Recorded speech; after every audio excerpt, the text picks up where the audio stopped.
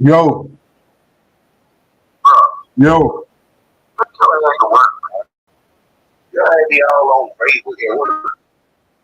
I'm gonna start the live now.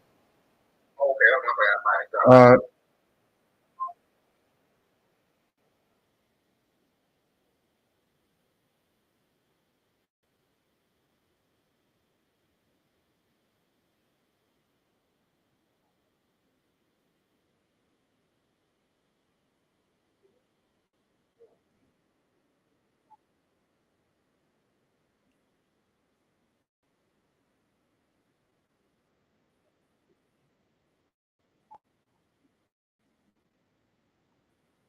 all right, all right, all right, all right, all right, all right, all right, all right, all right, all right, all right.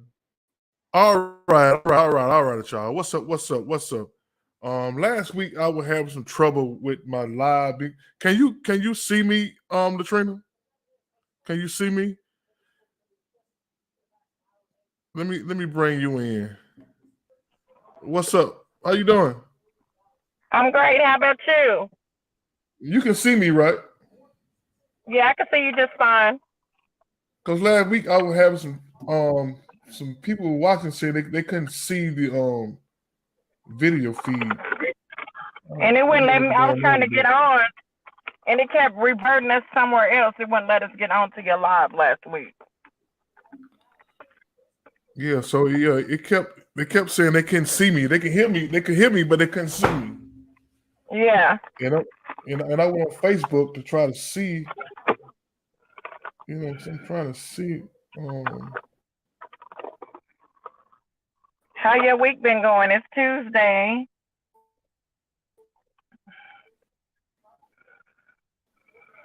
I don't know what's going on with the thing. So I guess some people gonna have to tell me if y'all tuning in, can y'all see me? I don't know what's going on with this thing.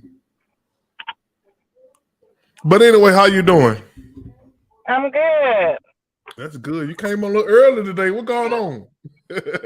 I, I'm coming to get on tonight. you making me think something wrong or something. You know what I'm saying? No, I missed you, so I came on tonight. You got to change your whole habit. You know what I'm saying? You know, yeah. You used to be coming late. No, I've been missing y'all.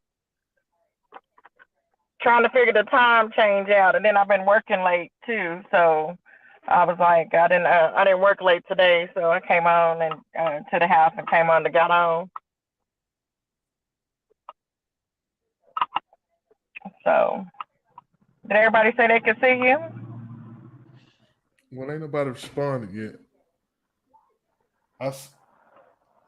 I'm looking at the live. I went on Facebook. I see the live, but let me see. You see me and you on the live on Facebook? I'm trying to see. I think I do, but I don't know.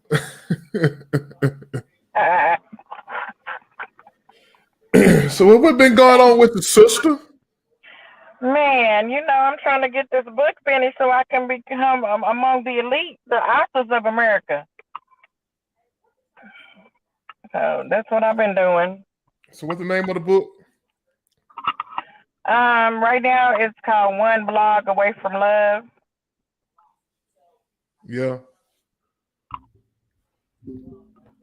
Haven't changed it yet. That's what it's been the whole time, but okay. Could change. I can't wait to get it, read it, support it. You know what I'm saying? Absolutely, absolutely. And I can't wait to finish it. I'm working hard on it. Yeah, you're gonna have to come on as a guest. Like sit down somewhere with your book, you know what I'm saying? Not in the car. Will.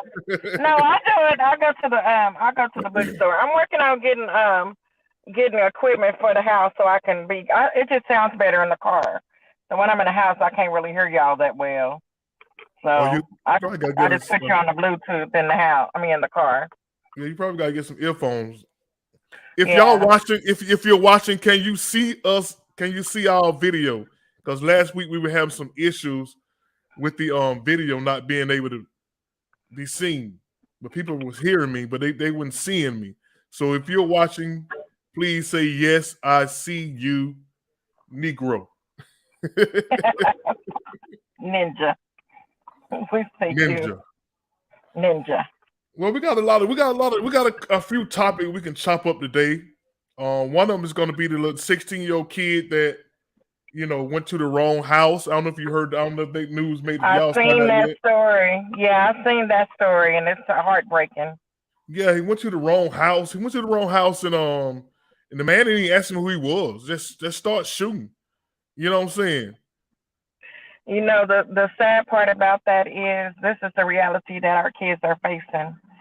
Not only our kids, just our community and in general, that to be at the wrong place at the wrong time, anything can happen to you.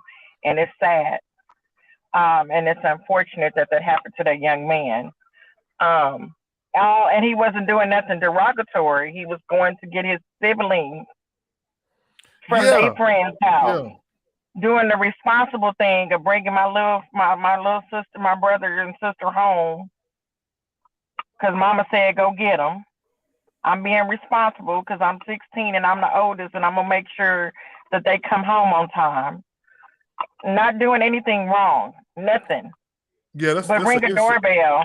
But ring a doorbell. Ring a doorbell. And he was like, he was like one street over in the wrong. He was at the right address, but he was just at the wrong street. At the wrong street. You know and it's unfortunate. It's really unfortunate. It's very unfortunate, yeah. And it's sad though that it's a really sad narrative that we don't know if we're gonna make it home on a daily basis. You don't know if that's the last time you're gonna kiss your kid when they off to school for the day because a school shooting or something happens and they don't come back. Let me play the video for those who been under a rock or something. They don't know what the story is. And haven't seen it. Yeah. Yes, haven't seen the story. Justice across the home to brother shot him. 6-year-old is recovering in the. It's not playing good, Robert. As a high schooler,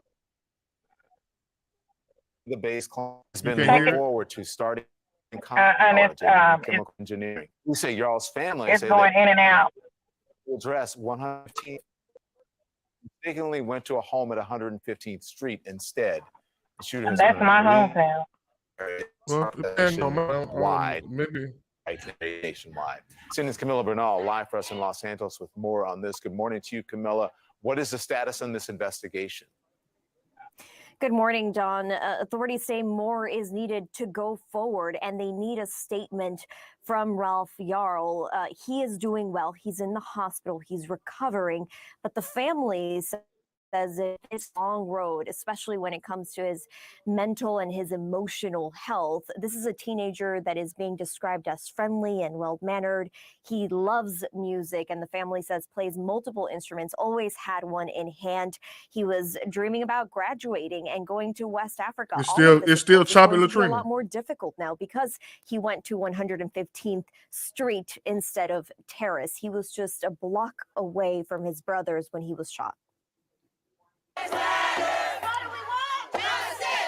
The Kansas City community protesting on Sunday after 16-year-old Ralph Yarl was shot as he was trying to pick up his siblings.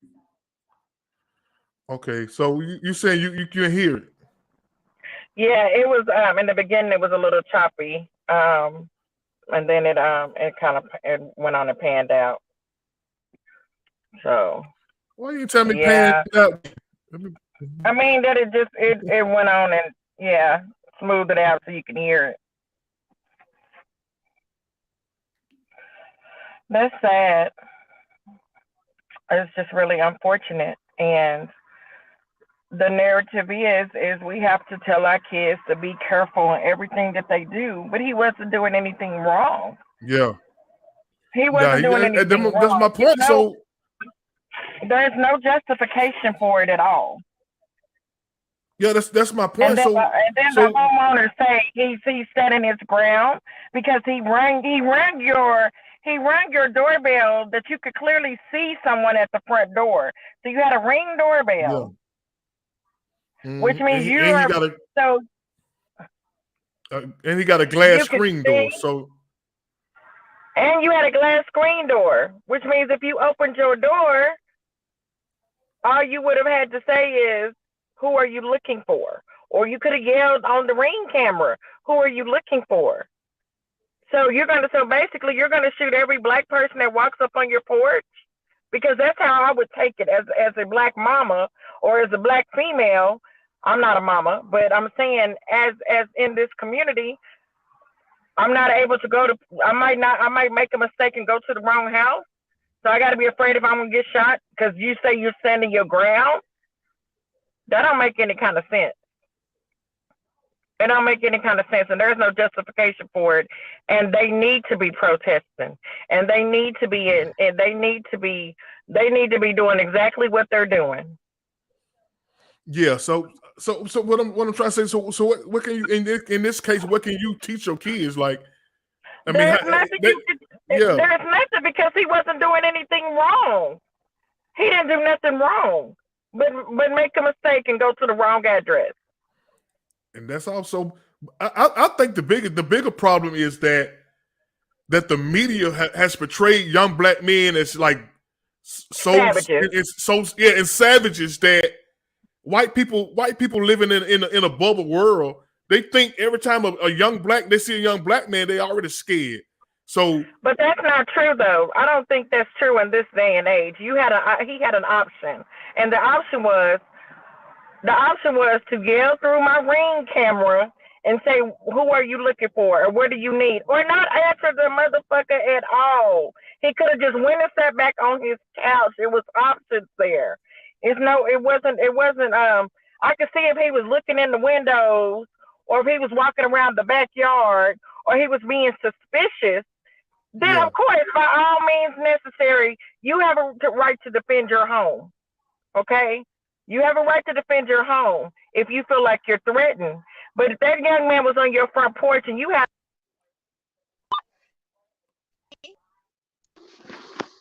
a glass door. That don't make any kind of sense. Hold on just a second, Rob. Yeah, so a 16-year-old boy shot and killed, man. He was in the wrong. He just happened to be at the wrong location to pick up his brother.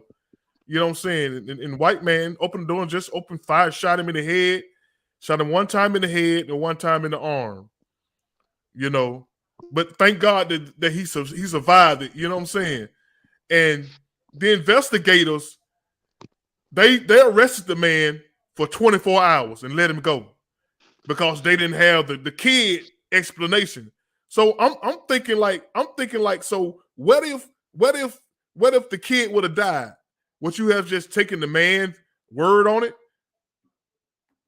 Let me play a video of the I think they have charged the man. Now they have charged the man. Thankfully, they have charged him.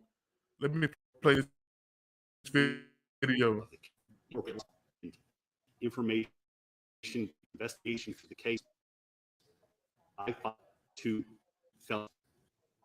The prosecutor announces charges against an 85-year-old man accused of shooting a teenager in a case of Ralph Yarl out of the hospital at home recovering tonight.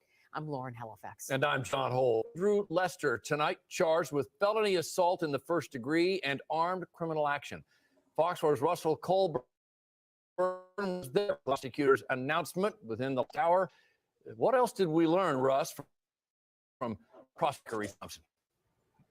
Well, we did just get our document that really has a lot more information about the case, and it all came after that news conference with Thompson right here at the Clay County Courthouse that wrapped up about 40 minutes ago live here on Fox 4. Take a look at a new mugshot here of Andrew Lester. Prosecuting attorney Zachary Thompson says the 85-year-old white man shot 16-year-old black teen Ralph Yarl Thursday night. He's now wanted for assault in the first degree, a Class A felony that could be punishable by up to life in prison. He also faces charges of felony armed criminal action by 3 to 15 years. He'll have a $2,000. To make it clear, Lester shot through a glass door at Yarl, who never entered the home. Police, he was shot in the head and then on the ground arm, and he says Lester told him, quote, "Don't come around here." Yarl was trying to pick up his brother, went to the wrong house. Lester, meantime, told officers he was trying to go to sleep when he heard the doorbell and immediately went for his .32 caliber Smith & Wesson, saying he feared for his life, seeing Yarl on his doorstep. Prosecutors say he knowingly caused the serious physical harm to Yarl and announced those charges. Yeah, I agree. Thompson it should be standing by the attempted murder investigation, saying nothing was out of the ordinary here, saying no one. But see, that's on the prosecutor, though, Brett. In Clay County, we enforce the laws and we follow the laws, and that does not matter where you come from. I agree with you, Brett. That should be attempted murder. That should be attempted murder. You shot him in the head. You know what I'm saying? But that's up to the prosecutor in that county to file those charges. You know what I'm saying? So my thing is, man, young black men, now we got to teach our young black men what to do when the cop pull them over, what to do. You don't even go to nobody's house you don't even know. Don't even, especially in these suburbs. You know what I'm saying? Everybody moving out to the suburbs and they kids, and you living amongst different people, man, different races. And now you got to have that conversation. Don't go knocking on nobody's door. You know what I'm saying? Don't go in nobody's yard. You know what I'm saying? So now kids are more like prisoners. It's more like you're free, but you're not free. You know what I'm saying? Because we got to teach our kids different rules from everybody else. You know what I'm saying? But there's no way you can teach a kid who think he's at one place, but he's actually not at one place. He's at the wrong home. And pretty much almost got killed, man. He almost lost his life. Thank God he didn't lose his life. But this is a sad situation, man, to where I don't care how old he is. And I know black folks are quick to say, we forgive him. He's an old man. He know no better. Oh, no. Hell no. We got to stop forgiving people. We got to stop doing that. Black people got to stop talking about we forgive people. Because we did that. Yeah, I hear you now. Yeah, so and also black people, we got to stop forgiving people too easy in these when they committing crimes like this. Just like the lady who was 80-something year old who had something to do with Emmett Till murder. People, no, she's too old now to go to jail. No, hell, she ain't too old to go to jail. You know what I'm saying? We forgive people. Just like the police who shot, who went to this man's house. Now she went to the wrong door and she killed him. You know what I'm saying? It's complete opposite of this case. Well, the police, she went to the wrong door. She went to the wrong door and killed the man in his house. And the man, Your video kind of choppy now. Your video kind of choppy. I don't know if the system been acting funny lately, but yeah, your video kind of choppy. Okay, I'll go out and come back in. Okay, yeah, but anyway, the police in Dallas. She, I think it was in Dallas, somewhere in Texas, where she went to the wrong door. She thought she was at home. Opened the door at the wrong home. Now she at this man's house. She at the wrong home. She kills that man. And you got black folks in court talking about we forgive her. These black people, we got to stop doing this, because we become victim of our own love, whatever it is. You know what I'm saying? Our own forgiveness. We forgive. You can forgive people, but now you still gonna do the time. You still gonna do the time, shouted. You know what I'm saying? Just like this old man, the old lady who killed Emmett Till. The old lady who killed Emmett Till. Black folk, oh, she too old to go to jail now. She served her time. She might be remorseful. No, she ain't did damn time. She ain't did damn day. You know what I'm saying? No, you going to jail. We forgive you, but you need to go to jail. You know what I'm saying? It's crazy how we up to forgive other people so fast, man. But forgiveness don't mean let people off. And I think black people got that misconstrued. That just because you forgive somebody, that means they got to get off. You know what I'm saying? If y'all want to come on live, chop it up with your boy, man. I posted the link, the first comment in the comment section. Yeah, BT. Yeah, that's what I'm talking about. Yeah. But anyway, this is a sad situation, man. I hope that man get life in prison. He's 84 years old, so it probably won't take too long. He probably won't live out that sentence. Give him about 50 years. You know what I'm saying? You know, if he 84 years old, he outlived that sentence. Hey, man. Hey, but I don't think he's gonna outlive that sentence. But anyway, y'all, let's move on to the next story, man. Of course, everybody's talking about the teacher-student fight again. I'm watching it. I'm watching people post about this on social media. But the only thing they're talking about is her draws. What she ain't got no draw. And this how silly we are as people. We're not thinking about the real issue that's going on in these schools.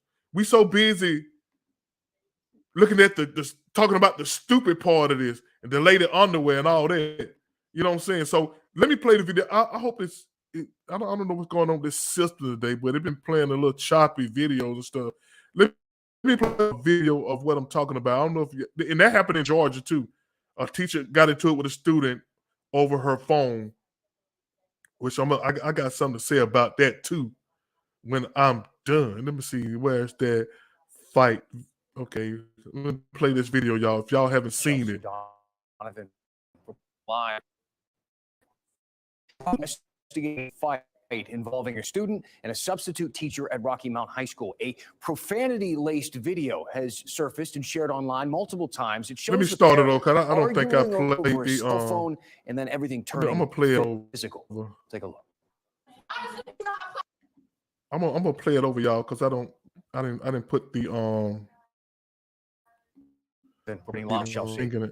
Can y'all hear it? Can y'all hear that? They're investigating now a fight involving a student and a substitute teacher at Rocky Mount High School. A profanity-laced video has surfaced and shared online multiple times. It shows the pair arguing over a cell phone and then everything turning physical. Take a look. Why does the rules not apply to everybody else? All right, she said she hear it. No, you did not keep nobody else's phone. And you finna give me my... Y'all please share this live if y'all don't mind. Situation continues to escalate, obviously, to this moment. Both the student and the substitute teacher swinging at each other within seconds. The student is on the ground, restrained by the sub, disturbing all the way around. It is important to point out we do not know what happened before the recording started or how that incident ultimately ended. Police identified the substitute teacher as Xaviera Steele. Nash County Public School System is telling us that she has worked with them since 2021. The student was only identified as a juvenile. WRL's Destiny Patterson is working to get in touch with the teacher and looking into possible charges. Yeah, so more likely we'll charge that teacher because, you know, she was, I'm not going to say she was wrong, but she was wrong because she let that little girl get to her. I'd have gave her her phone. Get on out the classroom. You know what I'm saying? But here's the bigger issue in this is that we are teachers are at a breaking point. Our teachers are at a breaking point. We are losing teachers by the thousands, by the hundreds, and school districts are really pretty much begging for people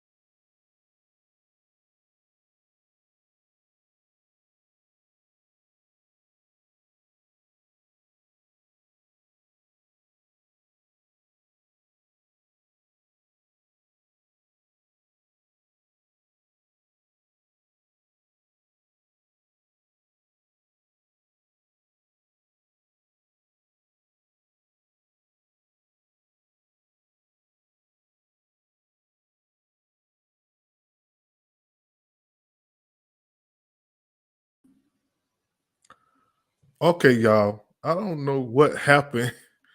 I don't know what happened, y'all, but the power went out. The power went out and all that good stuff. But let me see why will. Yeah, I'm back, y'all. If y'all can see me back, let me know. Y'all can see me back, let me know. Holla at your boy if you see me back. If you see me back, let me know. Let me know. Let me know if you see me back up in this building, man. I had some issue with the power. Power went, I don't know what happened, but the power went out and came back on. Had to reboot everything back on. Your power went out too. It must be something going on in this area because you ain't too far away from me,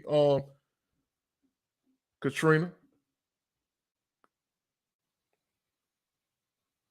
Katina, let's see. So I'm back, right. Okay. Where was I, y'all? I'm sorry for that, y'all. The power went out and everything had, shut the internet down and everything has to be rebooted. Can you see me? Can you see me?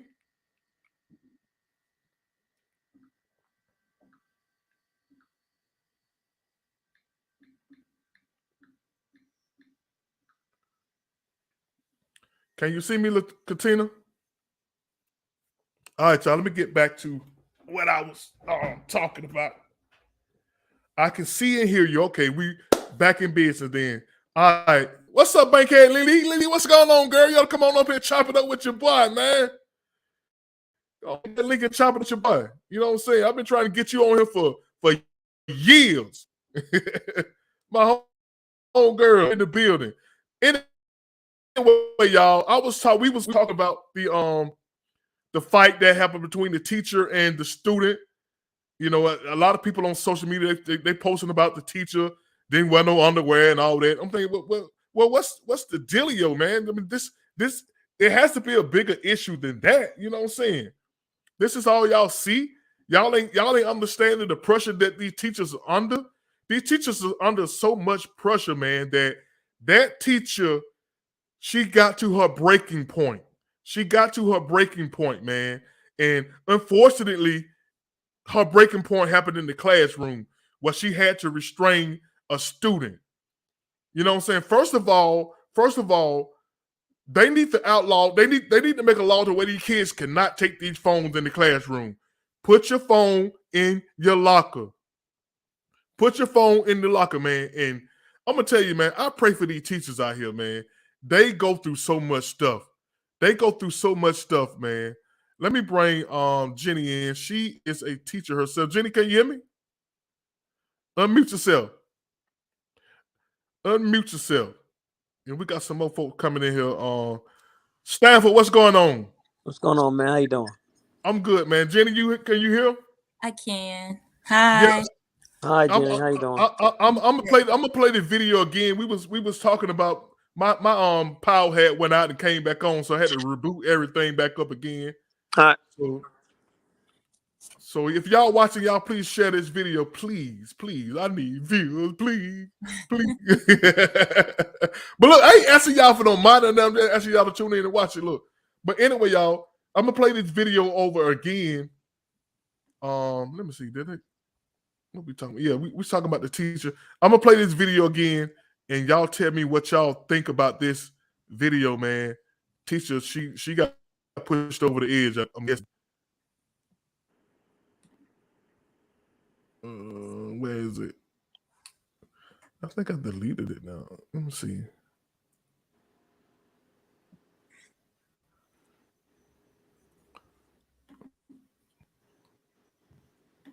So I'm gonna have to pull it back up again. But anyway, what have you heard about that story down there in Florida? Who, me? About what? Yeah, about the man. Oh, you talking about the teacher dress and the came student all fighting? stuff. Yeah, I heard about that. Yeah. Hello? Yeah, it's breaking up a little bit. Yeah, you hear me? I hear you now. Yeah. Okay, I got it now. I got it now. Let me play Okay. it real quick.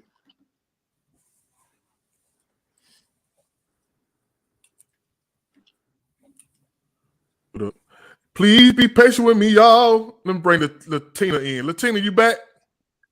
Hey, Okay, Latina. can y'all hear me? Yeah, I hear you. How you doing? Hey, how you doing? I'm good. How about you? I'm doing Latina, okay. I don't know if it's my system or your phone. I don't know. I've restarted like 3 times, so I don't know what's going on with StreamYard still. That might be your Let me phone. play this. Know what we're talking about. A fight involving a student and a substitute teacher. A identity-laced video has surfaced online. They're arguing on physical. And you finna give me my that's on my heart. Situation continues to escalate, obviously, to this moment. Both the student and the substitute teacher swinging at each other. Within seconds, the student is on the ground, restrained by the sub, disturbing all the way around. It is important to point out we do not know what happened before the recording started or how that incident ultimately ended. Police identified the substitute teacher as Xaviera Steele. Nash County Public School System is telling us that she has worked with them since 2021. The student was only identified as a juvenile. WRL's Destiny Patterson is working to get in touch with the teacher and looking into possible charges.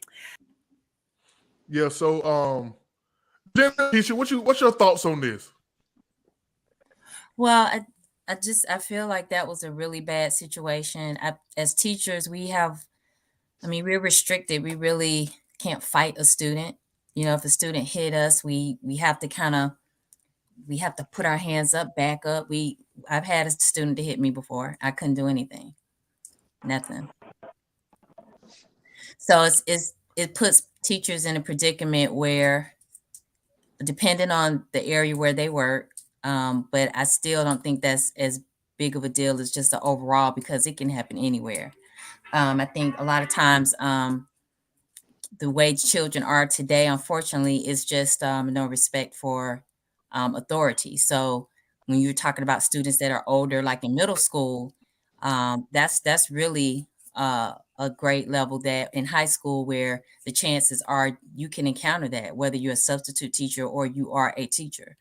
Um, I've had a 5-year-old to hit me, so it's bad. It creates uh, a disinterest for people going into that field. It's hard. Yeah, I look at then do what so do the parents stand do the parents stand with the kids or stand with the parents? Or stand with the teachers? Well, in my experience, what I have seen, unfortunately, it's a lot of parents that in their eyes their child can't do any wrong. And the stance is usually what triggered my child, what happened before this took place. There's always got to be something that was done prior to I don't know, I guess give it an okay that, well, this is what created the situation for my child to act this way. So it's always like a blame thing. Unfortunately, it's not like how it was back in the day where your child does something wrong, or if we did anything wrong, our parents did not side with us. But parents, it doesn't matter. A lot of them, they will take their child no matter what they've done. No matter what they've done. Man, we're doing if that happened in the back in our day, but we gonna get tore up when we get home. The teacher gonna tear us up. They don't stop all that stuff, man. So we didn't have that luxury to buck back at the teachers like that. Because teachers they carry carry the mean ruler. You know what I'm saying? Well, I mean, it's hard. It's really hard. I mean, and it doesn't matter the grade level. I mean, from 5-6 years old up until middle school and high school, some of these parents, they are just so team their child that it does not matter. It doesn't. And so you kind of are up against the possibility sometimes of lawsuits. I mean, it's challenging. Teachers have to have a backup for themselves to protect themselves because it's just that's the way it is now. It's not like how it was years ago. The unfortunate side of it is that Tina, Tina, I don't mean to cut you off, but yeah, I hear you, but it's kind of like you sound like you're a robot. Like, yeah, I hear it a little bit. I don't know what changed when you first came on, but I don't know. It's my idea of not cooperating. I'll be back. Oh, okay. Let me play another video of this. I guess she's a former teacher. She was talking about the issue going on in school today. Why teachers are leaving.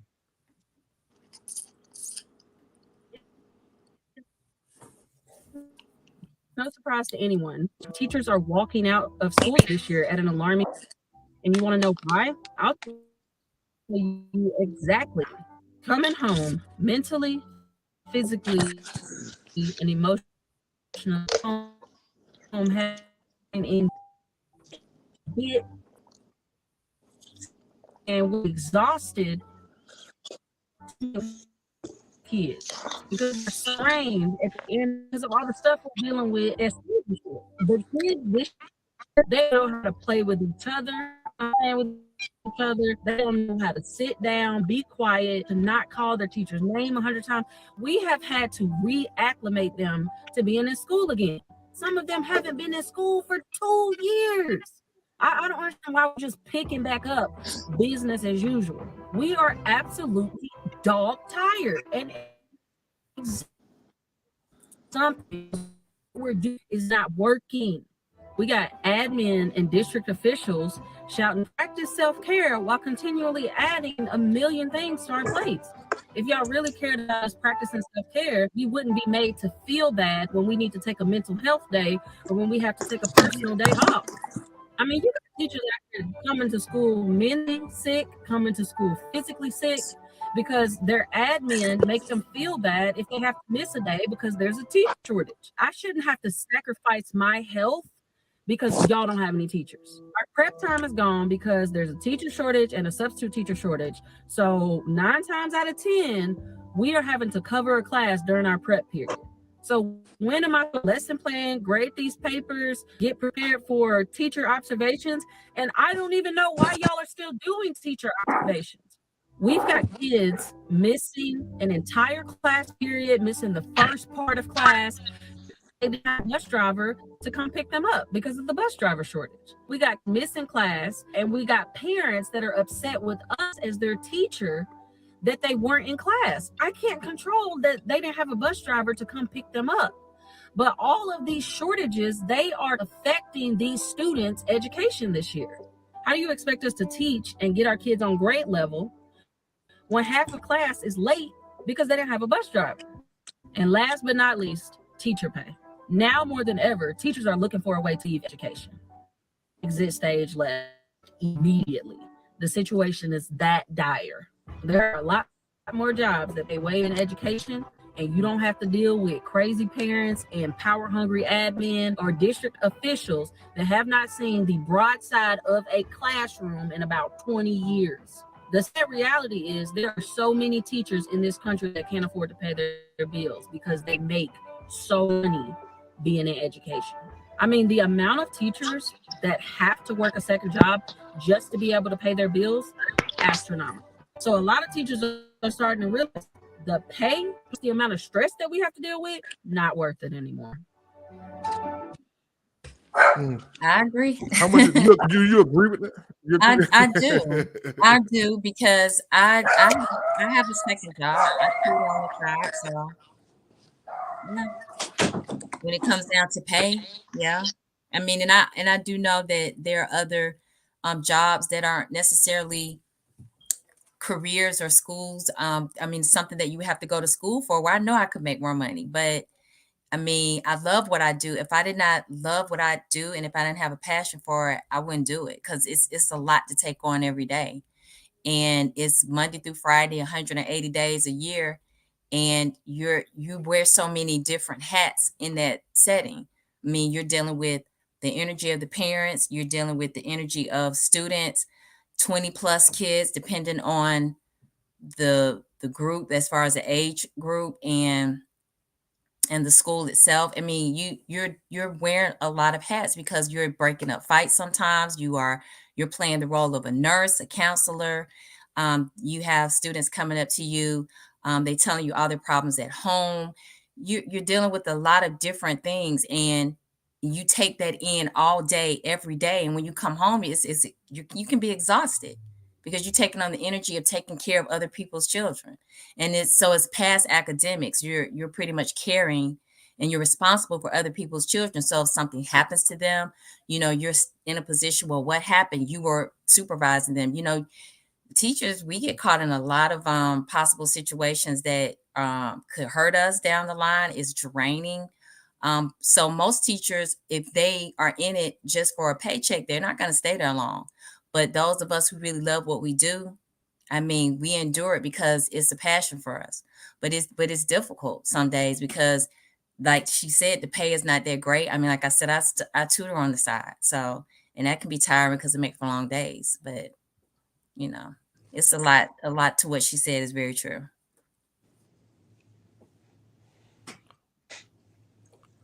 Stanford, what's up, brother? You okay? You okay over there? Nah, you asked them questions. You chasing the dog out the house and everything. Yeah, that's what I was doing actually. My daughter has this dog and everything. It's okay. I don't like it. It's a little rat dog. I don't like the little dogs. It don't like me either. So what do you think of this situation, bro? I seen it earlier, and I was shocked at at the comments I was reading underneath it. Well, anyway, first I want to say, Jenna, I commend you for being a teacher. I know I wouldn't want to be a teacher. I couldn't do it. I just couldn't do it. Like you said, it's too many factors. It's the number one factor is the disrespect that teachers get from these students. That's the number one factor. The next factor is the pay. It's just not good. I mean, I know some teachers don't get paid more money until they basically damn near get a PhD. Yeah. So and I think that's kind of weird. But they're the first.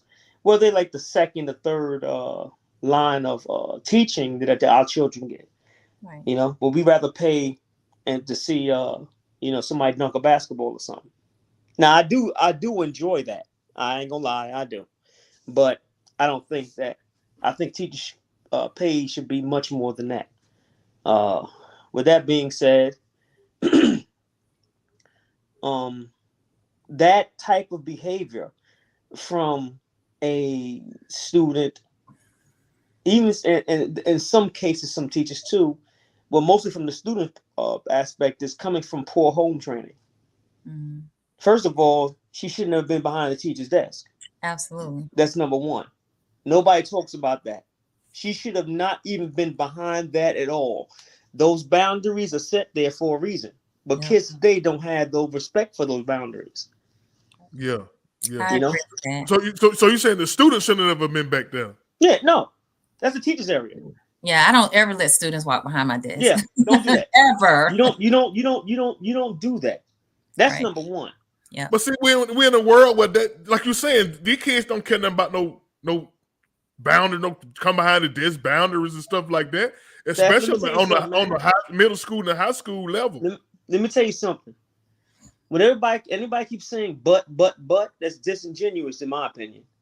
It's almost as if they're saying that, I understand what you're saying, but no. Some things is just the way it is. Some things are black and white, man. I ain't gonna lie to you. So as a teacher, what was the teacher supposed to do at that point? What I saw there too, though, I do believe the teacher was almost she was a tad bit ready for anything. Yeah. And she also, like when she said don't touch me, the kid didn't really touch her. But I'm gonna say this. You can't the reason why the teachers get like that is because they're so used to these kids being so disrespectful, so they don't know where it's coming from. And you can imagine where they be at home to money. No chick gonna talk to me like that. They home talking to their friends or talking to their other significant other. And I mean, that's just what it is. I blame a lot of that stuff on parents and home bringing. Teaching from home. I blame a lot of it on them. Poor upbringing. A kid has to know. I teach my kids right now. Do not disrespect teachers and everything else like that. I'll handle the teacher. You don't handle them. You won't have to put your hands on them at all. There's ways around that. I can do that, and I've done it. There's ways around it, but they don't understand it because they don't have the right guidance. They feel as if, nah, you trying to play me in front of my friends. That's much more important to them in their mind. What their parents might be thinking, but if their parents was there telling them stuff, instead of encouraging that type of behavior, they wouldn't be doing all this stuff. But that's what's happening. I've seen some of the comments. Well, you don't know what she said. I've heard this. I was looking at this. I'm like, what do you mean? Right. She shouldn't have been back there in the first place. Right. She should have been like, okay, she got my phone. Whatever. I'm going to tell my parents about it. And I'm pretty sure she probably going to give it back after the class was over with. You know what I'm saying? Yeah. It don't matter, though. You know why it don't matter? Because according to these kids, it's more like you embarrassing me in front of my friends. That's all that is. That's ego, man. That's all that is. It's all ego. They don't care about that no more, man. And it's sad. And part of it, these kids, they don't have respect for their parents. You know what I'm saying? No, they don't. A lot of them don't. Like a couple of the last videos we've been watching about the little girl who was upset about getting the wrong kind of car. You know what I'm saying? So she talked to her mama. So she talked to her mama like that about getting the wrong kind of car. What kind of respect you think she got for a teacher? You know what I'm saying? Well, yeah, that's entitlement. That's for being spoiled. She was taught that probably from her parents, from her mother. Because I remember growing up, man, I would have never walked up on my teacher like that, man. Nah, it wouldn't happen with us. No, not me either. Man, so we're in a different world, and everybody talking about, well, they took prayer out. They took prayer out of the school, but they didn't take prayer out of the home. You're right. So the fact that they took prayer out of school has nothing to do. You learn your principles and your all that learned is at home. Right. It is. I don't remember praying in school anyway. You know what I'm saying? We didn't have prayer in school. I didn't either. What people getting that from? When did we have prayer in school? They probably talking about Catholic school. Yeah, they got to be talking about. I don't ever remember having prayers. Do you remember having prayer in school? Yeah. I mean, only Pledge of Allegiance. Yeah, we had the Pledge of Allegiance. National anthem. Yeah. Do you remember when they used to come bring the books, the little was it Proverbs or Psalms? They used to allow these I guess churches or whatever, these organizations to bring the little books for us. Y'all remember that? No, I don't ever remember churches coming to school. I don't know how old you are, but I don't remember nothing like that. I don't ever remember I don't ever remember teachers saying let's pray or nothing like that. None of that. We didn't have it in school. We learned to feel Jesus at home. Yeah, every day we stood up, we did the Pledge of Allegiance. Yeah, we sang the national anthem. I'm a national anthem of the Langston Hughes' Lift Every Voice and Sing. Yeah, we don't, or something like that. Why people talking about why they taking prayer out of school? That's why schools are bad. That ain't why schools are bad. I think what they're saying is they took. Do you understand? Let me tell you what they did. I think this is what they mean when they say take prayer. I think they mean God out of school. In other words, when I was a kid, in order for kids to feel better, if you was Jehovah's Witness, right? They didn't celebrate Christmas. Well, they celebrate Christmas, but the Jehovah's Witnesses felt, left out because they don't celebrate Christmas. Then you have a Muslim that could be in there too. And then when they said they stopped doing the Pledge of Allegiance too, is one nation under God. Yeah. Understand what I'm saying? Yeah. So this is what they mean by they took prayer out of school. The Pledge of Allegiance is not a prayer. You understand what I'm saying? But they because of the word God is in there, I think people for political reasons, politicized it. So they don't say God in the Pledge of Allegiance no more. Yeah, I don't even think they do the Pledge of Allegiance no more. We do. Oh, you do? Yeah, we said the if Pledge I ask my kids about the Pledge of Allegiance, they look at me like, "What are you talking about?"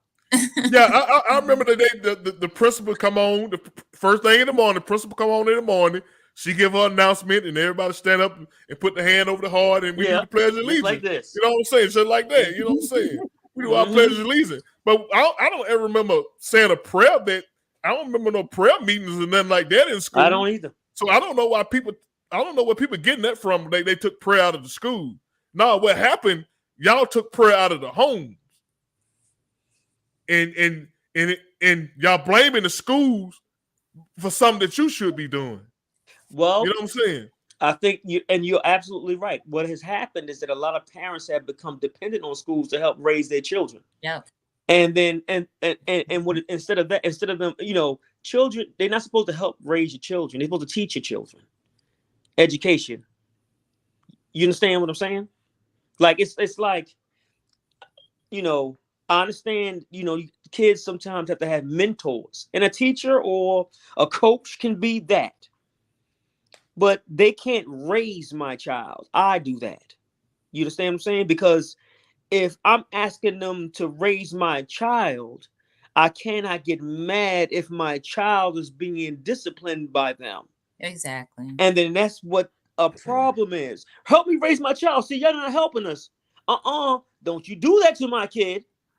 Yeah. We have to be careful with what we say, like how we say it, because children will go home and tell their parents something that a teacher said, and it could be taken the wrong way. And the next thing you know, emails are going to the principal, and then you got to have a meeting. Well, my child said you said this. I mean, you can't even hardly say anything to these children. You can't.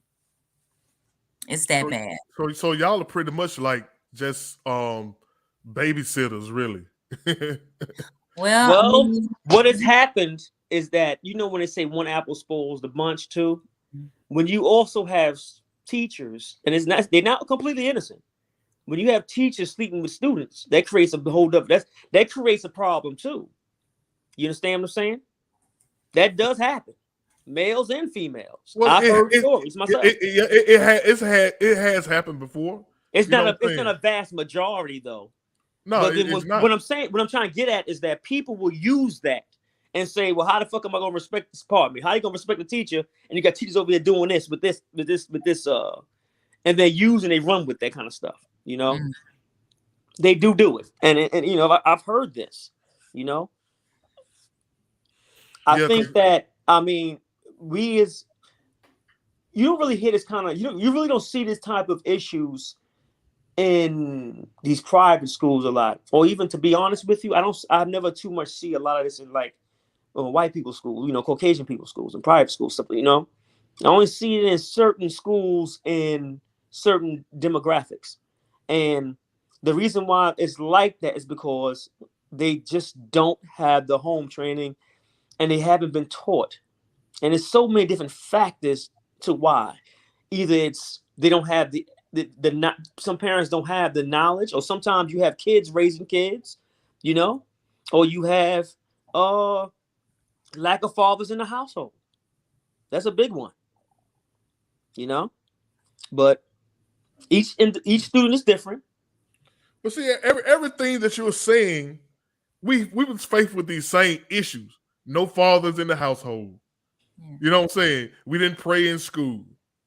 But we didn't have the internet. You know what I think the problem is? These kids aren't being disciplined at home. That's what it is.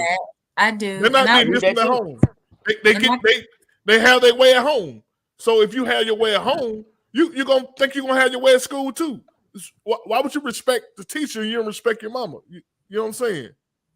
Yeah, and I noticed Karen's comment that she had made about the partnership, and whether it was single parent homes back in the day or not, parents or a single parent always worked with the teacher. So it wasn't today like how it is today, where again the parent is just a side with their child no matter what they do. We see that a lot. It's like it's always, well, what happened before that? You know, it's that word of, oh, what triggered them? It's always this taking up for their child. And as a teacher, you feel, I mean, you feel like you don't have the support, but that child is in your care for all those hours, all those days of the week throughout a year, but yet we can't come together to see what's going on, because what a teacher is not trying to do is judge the child or judge the parent, because I think sometimes it can be a little bit of like, oh, well, maybe my child, maybe you think this is a reflection of my parenting, but children are children. You still, as a parent, have to do what you need to do. And when you're putting your child in school, unless you're homeschooling them, if your child is in a school, you need to partner with people who are overseeing your child and work with them every day. It just makes sense to me. Yeah, I agree with that. Yeah, for y'all just tuning in, we're talking about this teacher. Well, we're talking about the teacher situation, period. Especially in the Black community. They overwork, man. They overworked. They are overworked. Underpaid, overworked, disrespected. Yeah. And they actually like a lot of teachers, and I commend them on that. They take money out their own pocket to buy things for students that have certain needs. I make sure that I'm active in my kids' school, and they, once they see that you are involved, they'll work with you all day. Yeah. Even the ones that don't even the ones that's disgruntled, because then they forced to do it. You understand what I'm saying? Because you doing what they asked you to do. So once they see that, for the most part, I guarantee, I noticed that teachers, if they see parents are more involved, because that's the problem too. A lot of parents don't be involved, man. They just don't. I don't know what it is. They'll go to a basketball game. They'll go to a football game. But when it comes down to them academics, not really that. It's not really there, and especially in our community, really ain't they ain't even doing that. They ain't even doing that no more. They don't even support the kids in sports no more. Especially not like when I went to high school, man. The stand was packed, man. And now you go to a high school game, you can count on you can be across from the other side. You can count how many parents, how many students there. You know what I'm saying? Yeah. It's just a different world, man, that we living in. That students, I don't know if they just tired of the same curriculum. Well, a lot of it is. I think a lot of that is many other issues. I believe because and everything. I believe it's many other issues. It could be economic reasons. It could be personal reasons, as far as like he can't be around the children or she can't, or it's all kinds of things that happen. I don't think parents are as dedicated anymore to those type of things anymore, because they feel as if they have other things that they have to take care of. They pay more attention to what they look like and a kid's want instead of what a kid needs, and that's a big mistake that we do. I see it all the time. I see it a lot. They're so concerned about what their child might look like if this didn't happen, instead of giving them the tools that they need and they know they need. They rather just go ahead and just say, well, I don't want to be embarrassed. I've heard a parent say that, you're not going to embarrass me. Wow. What do you mean? And I used to hear that too as a child, but it was validating in certain aspects. Like if I'm running around the store being bad in the supermarket, my mother would say, you ain't gonna embarrass me. That's one thing. But if you just saying, I'm not gonna go to school because the teachers think you're not that smart, you ain't gonna embarrass me. I've actually literally heard this. Well, because the parents they feel like however their child is, it is a reflection of them. So they take it serious, and when they say that, like they feel that way. I don't think that it's a good way of putting things. I think that you should find out what the problem is and try to fix it. Yeah. And work with the teacher to fix it. The teacher's not your enemy. Absolutely. And I agree.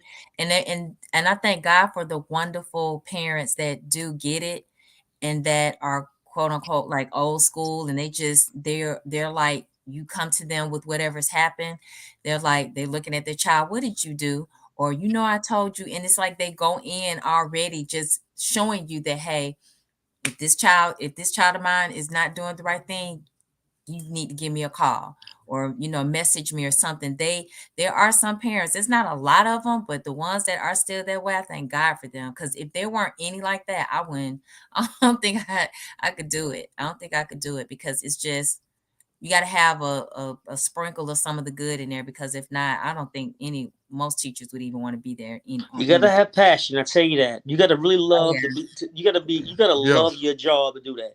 I do. I do. I love what I do. You know what? I've never seen so many kids with access to so much information be so dumb. You know what I'm saying? Be so not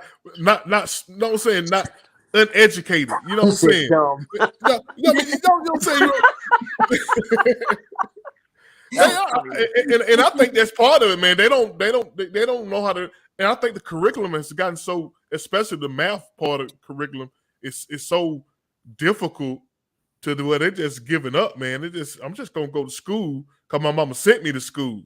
I don't want to learn nothing. I just want to be on my phone all day, texting and tweeting and all that stuff. You know what I'm saying? Well, we allowed them to do it, man. I mean, not we. When I say we, I'm talking about, society has.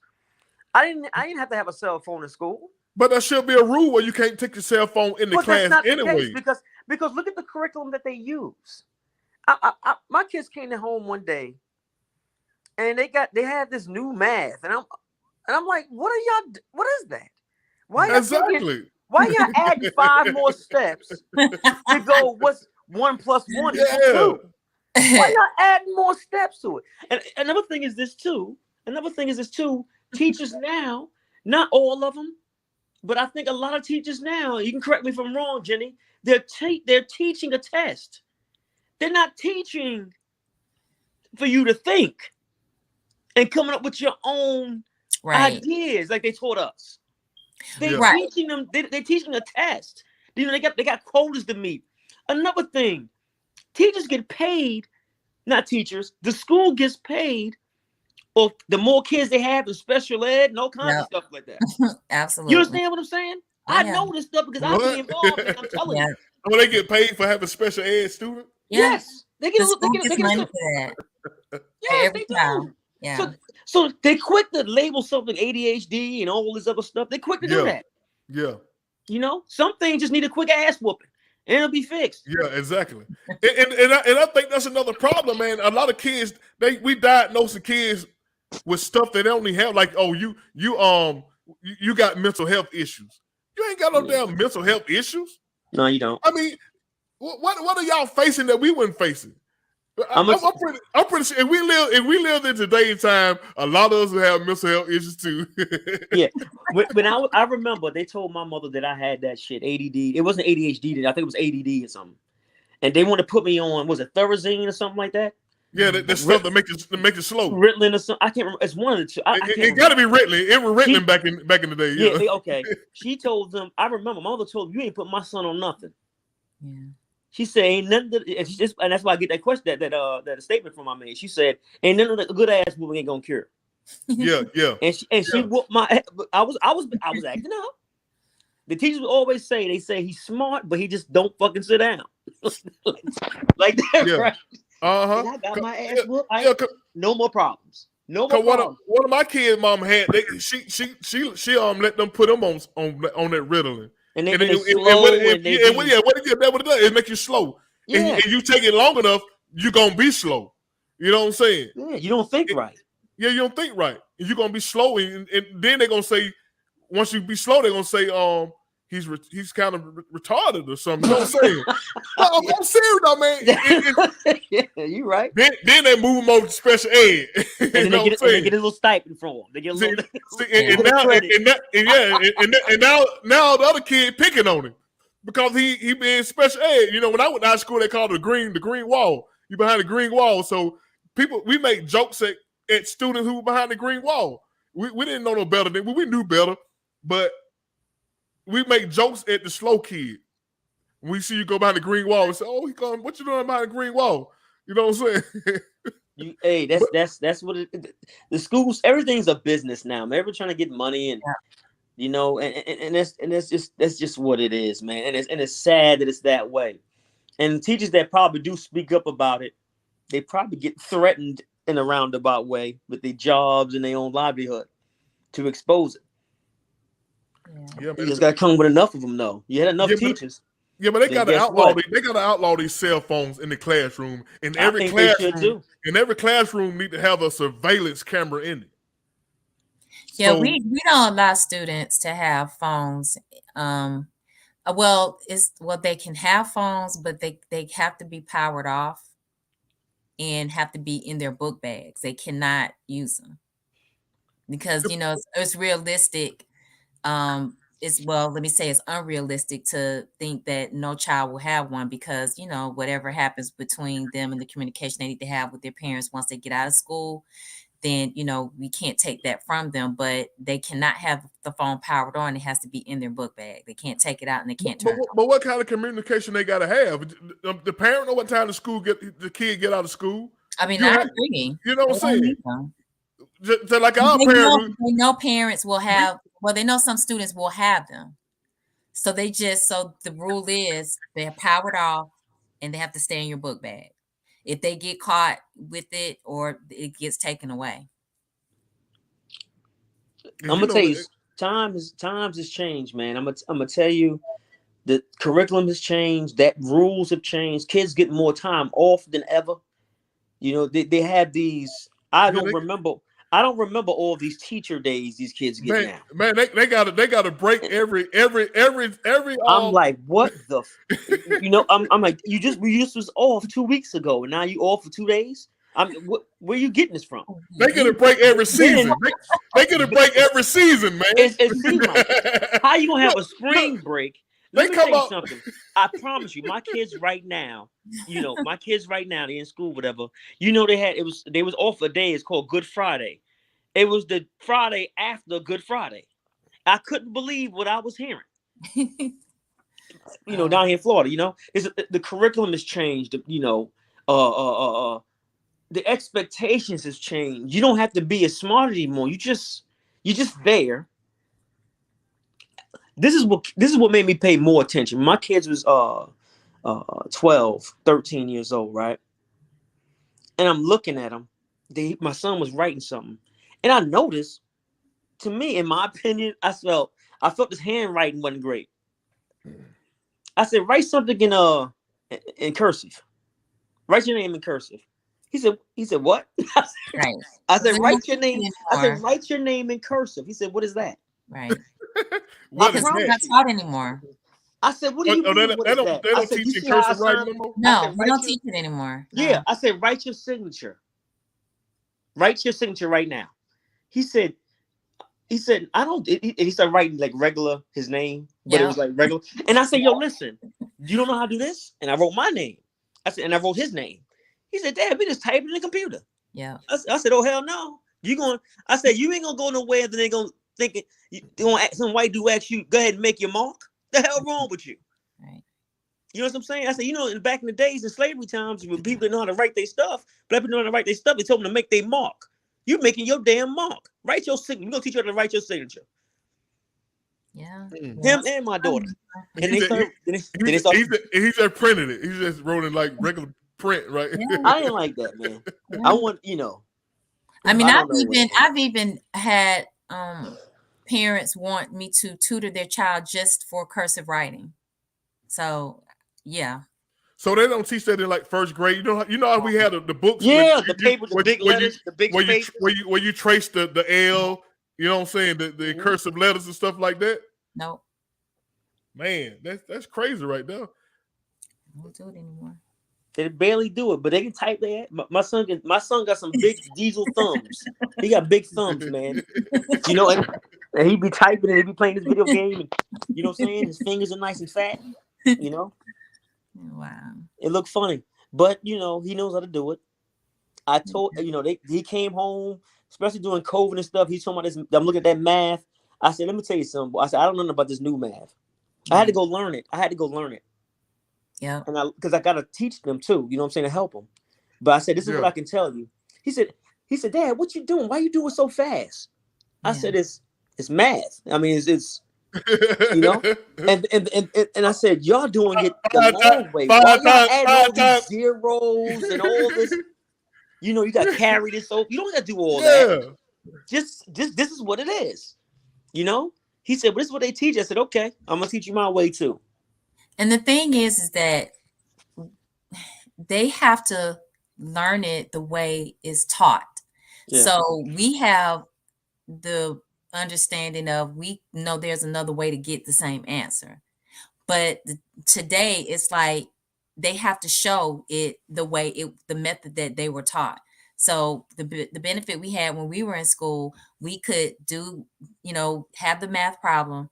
We can figure it out however we figured out, as long as we came up with the answer, the correct answer.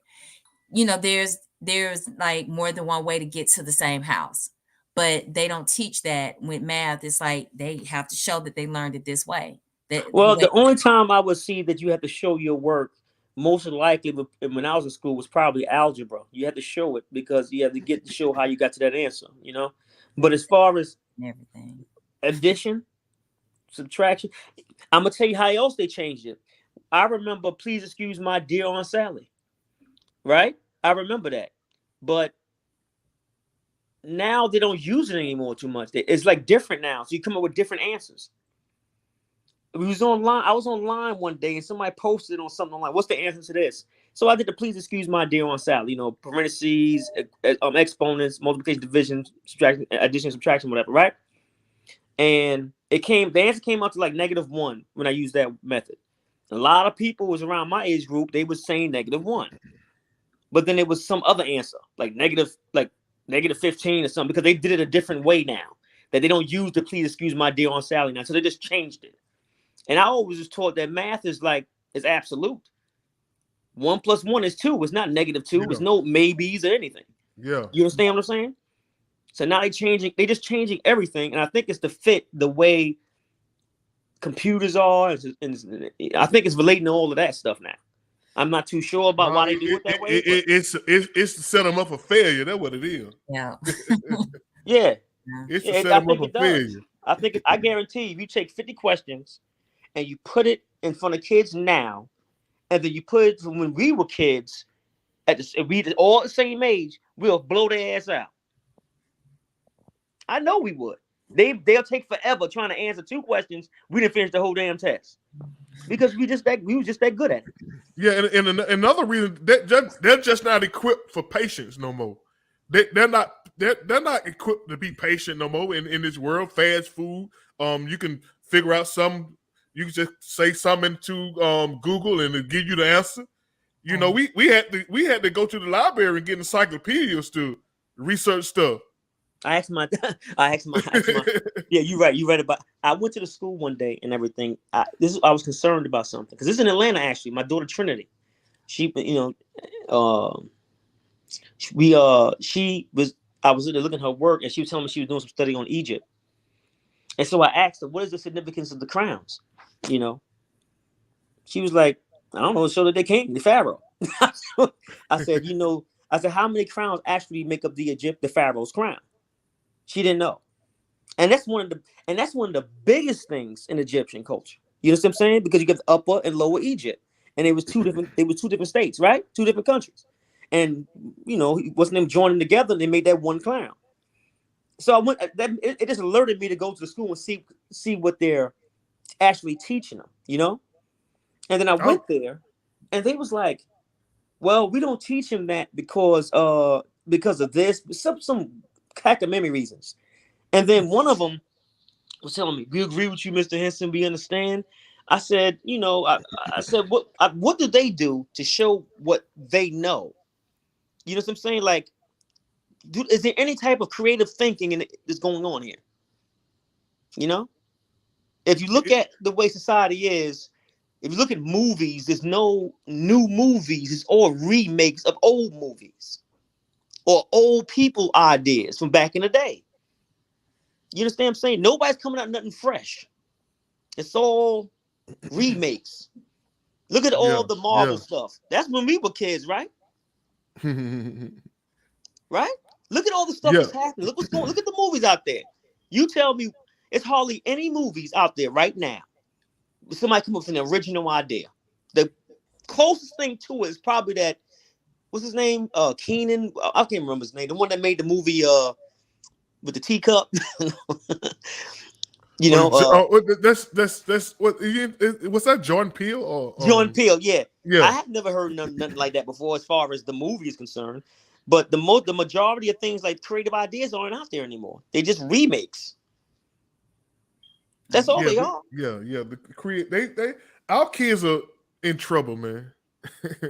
I hate to some say of it is us, and some of it is the curriculum that they're being taught. Yeah. Well, some of the I don't have kids in school age no more, so you know, but I do it, and they get sick of me. I ain't gonna lie. They Dad. I'd be like, what do you want me to do? You know, what do you want me to do? I don't want you to go out there looking crazy, you know. But they don't care, you know. But they love me, and I love them, so they'll understand it later. You know. All right, man. Let's talk about something before we let's talk about the new alliance they've been building, man. In this, a lot of people don't get this, man. Let me play. You know, got to play a video. China, brick. Yeah. China and Russia. Yeah, they brick. Under threat. Well, the U.S. dollar became the backbone of the global economy after World War II because of America's robust system. It didn't seem like a safe place for. But now, India, China, and South Africa have announced plans to develop a new currency. Their goal is to reduce reliance on the U.S. dollar and other Western currencies as well, and protect themselves from international pressure. In fact, China have already struck a deal to bypass the dollar when paying for trade goods, which is a major milestone in Beijing's long-term plans to establish the yuan as dominant. So, what will this new currency look like, and what will it mean for the dollar? Well, joining us now is Professor John Quelch from the Miami Herbert Business School at the University of Miami. So the BRICS nations aren't a formal trade bloc. So if they do, in fact, create this new currency, how will it ultimately be used? So I think what we'd find is it would initially be used in very large transactions that are government transactions between two or more of the countries involved. You know, just to give a little bit of background here, it is the case that the U.S. dollar has a role that is outsized relative. We ain't gonna listen to all that, but anyway, what y'all think? What's up with this, man? You know what I'm saying? Is this what this mean for America? You know what I'm saying? Like, I think it's something bigger going on with China and Russia. Outside of that, you know what I'm saying? They're just positioning themselves to not be dependent on America for other reasons. We are all dependent. America has the biggest economy right now, and they're trying to devalue the dollar. And other countries are indebted to us, and we indebted to other countries, and we depend on them too. Let's not get that twisted. Thing is that if we weren't, then they wouldn't be so concerned about what they're doing. I do believe that it's like the euro. The euro's not worth more than the dollar, right? All those European countries over there, they got together. Nobody made a deal, maybe said anything about it at all. All those European countries, Greece, all Italy, and all of them, they all use the euro. Nobody said nothing. But I think the issue with this is China and Russia's teaming up. Yeah, well, you know, I think, and there's something big behind that. You know what I'm saying? Yeah, because you know, America. You know, we supposed to hate China. We supposed to hate Russia, but China hold most of our debt. I don't know how. I don't know what. I don't understand why Trump was doing what he was doing anyway. With all the debt, you know how Trump was. We gonna get away from China. I hate China. And just make everybody just hate China. But China hold all our debt, pretty much most of our debt. That's why he did it. This is like saying you owe me. Just like saying you owe me. You owe me. You owe me, Stanford. But now you telling me, You know what I'm saying? I ain't nothing. You know what I'm saying? Dude, you owe me. Yeah, yeah, but you know what? What it is also is, you know, from a military standpoint too. When I was in military, you know, a lot of Chinese people used to come to the base that where I was at to learn. What they did was you know, China has a lot of our naval warship, old technology. You know, so you know, they have a lot of different things inside of America themselves. We can't allow countries that we are actually having an issue with have stake and claim in our country. We just can't have that, because then they sit there and they'll be able to tear our infrastructure down. You know what I mean? And we can't do that. What creates that type of problem? Greed. That creates that problem right there. Greed. Half our problems is because we take our businesses over there because it's made cheaper. Walmart does it, right? Okay, let me ask you something. You're a military guy, right? Do you see conflict? Now, yeah. Do you see conflict on the horizon? Yeah. I'm talking about warfare conflict. Yeah, it's going to be. It depends on what you mean by warfare. Because you know China's trying to get Taiwan back. It depends. Well, yeah, I know about Taiwan and all that too, but you know, it depends on what you mean by warfare. Do I mean boots on the ground, shooting, and everything all over the place? No, I think it's like a world war. No, it's not going to happen. Not now. It's going to be more on computers and stuff like that. That's where it's going to be done. Like cyber war, stuff like that. Yeah, cyber war. Biological war, which we just went through, the test run of it. Yeah, that's what's going to happen. Those are the things going to happen. It's not going to be, nobody wants to fight like that. No more.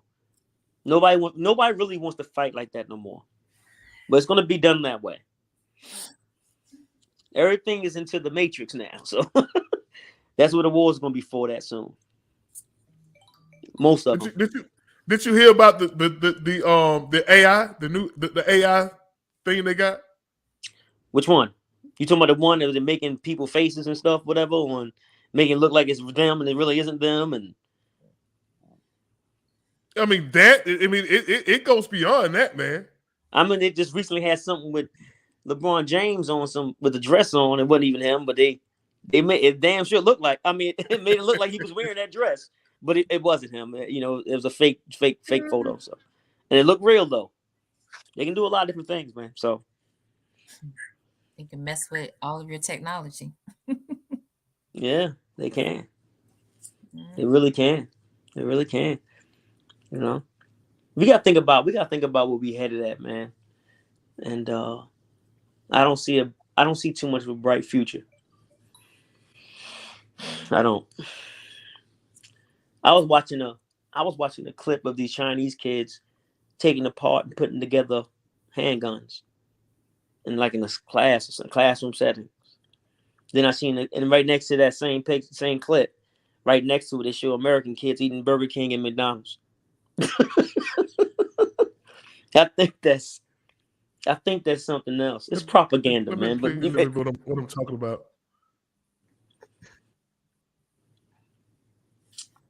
Let me play this right here.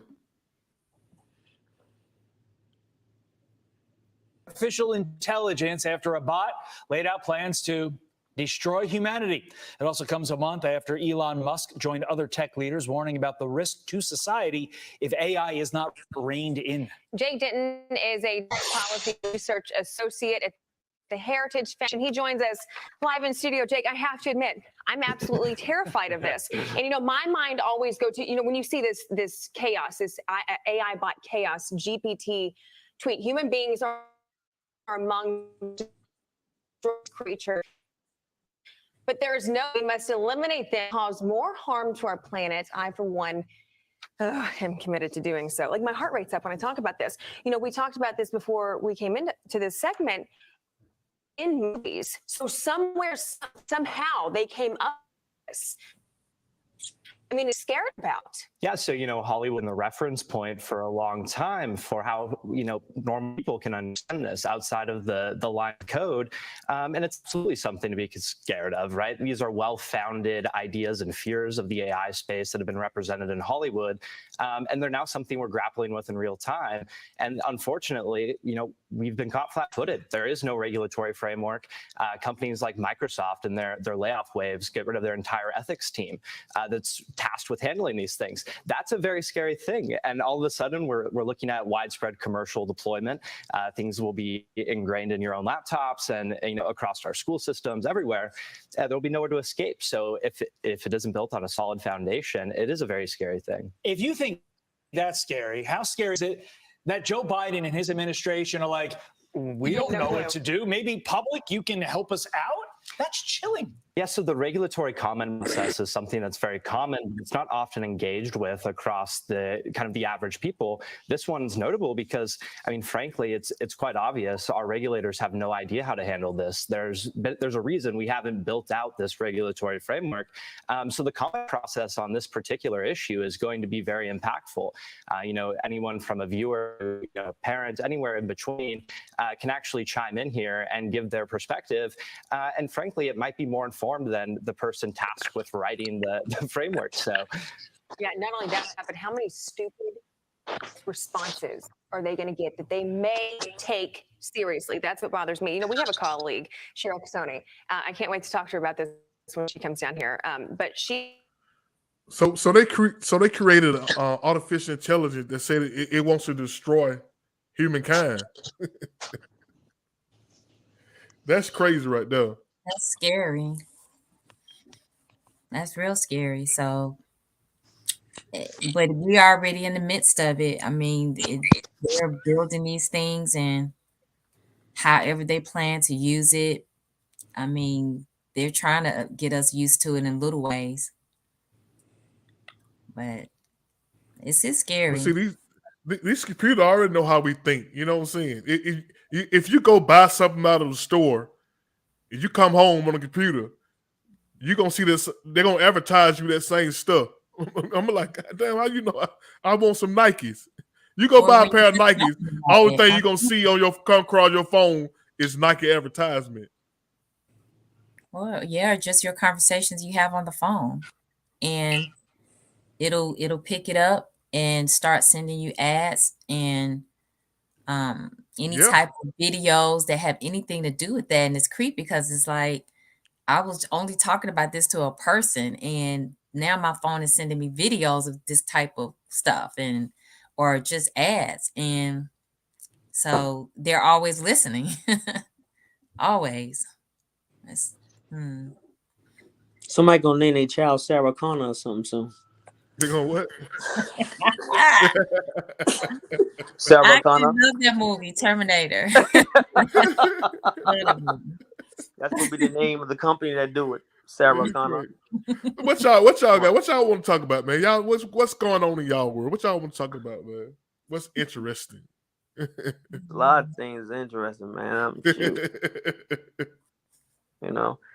I don't like how a couple of compadres was going back and forth like that. Yeah, I thought they were gonna come on. We're gonna talk about. They were out left a little space at the end for we could talk about it a little bit. I thought LeChuck and BT, they've been going at it all week, man. You know what I'm saying? Yeah. They've been going at it all week. It should have been. I don't think it should have got. Well, I got to remember about DVP. What's up, man? What's going on? I'm glad you did come on here because I did have one more story about the incident that's going on in the Fulton. Your ex-Fulton County sheriff. It's a shame how y'all letting them people die there, man. Let me do this last story right here. LeBot in trouble, man. What's your boy LeBot doing, man? Let me play this right here. Let me play. The family says the man was found dead, covered in bugs inside his jail cell. I'm Sean Dale. Pull down, and tonight, you at 6, his attorney got medical help leading up to his death. Just look at where LaShawn Thompson was alleged allegedly sleep. That's why he said he wanted DVP to see that. Which Sean suffered from issues. Atlanta News First reporter Zach Summers at the Fulton County. There, Zach, you just learned from Thompson's attorney, those images are disturbing. Yeah, you know, the lawyer representing the family of LaShawn Thompson tells me this is one of the most inhumane inmate deaths he has ever encountered. The family. That's old Rice Street. That's old stomping ground, ain't it? DVP, ain't They say it? the one endured. While here at the Fulton County, we must warn you, some of the images are graphic. It's just unbelievable. The is look at 35-year-old LaShawn Thompson unresponsive in a Fulton County jail cell, covered in what his family's attorney says are insect and bedbug bites. The scene was so horrific that the detention officer said she would not even administer CPR when they found him because she was freaked out. In her words, freaked out by the scene. Thompson was arrested for misdemeanor battery in June of 2022. Attorney Mike Harper, the inmate, was placed in the psychiatric wing of the jail where he remained for 3 months. No one checked on him. We have some records from the jail showing that they found the jury. You can go sleep and close Thompson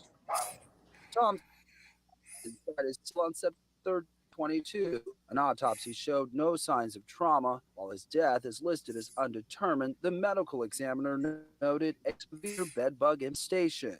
It looks like it had been there for months, and no one cared.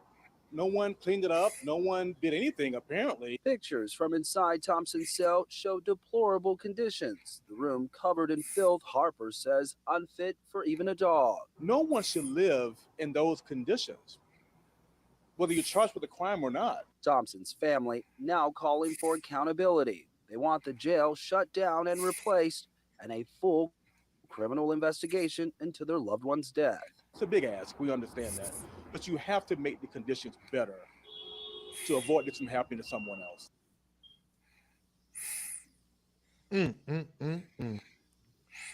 DVP, what's going on down there, man? What you folks doing down there, man? What's going on, man? I mean, I know they got log books, so they checking on people now. But that would make you be the only one then. What's up, Jenny? What's up, Stanford? Hey, how are you? How you What's doing? happening? What's happening? What's happening? What you want to know, Robert? I mean, Jenny, what you want to know, Jenny? I ain't talking to Robert. I'm just listening on this. I want to hear y'all. What's going on down there in the county, man? I mean, golly, man, y'all. I mean, what they down there eating ham sandwiches all day or something? You know what they say, right? What's understood don't need to be said. What is it that you didn't understand about that need to be said out loud? I mean, these people in your care. These people, when these people are booked in, they're in your care. That's what I'm saying.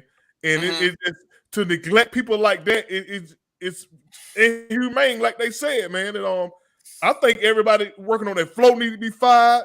LeBot need to be fired. You know what I'm saying? They need to be criminally charged. But why? This ain't the first death. They ain't said anything about the other 12. Why? What makes this one so different? If they come into my house, if one of my kids die and they come in and look in the room and see it like that, I will be charged for that. Okay. Because the kid is in my care. Yo, DVP, I just saw what you just tried to do.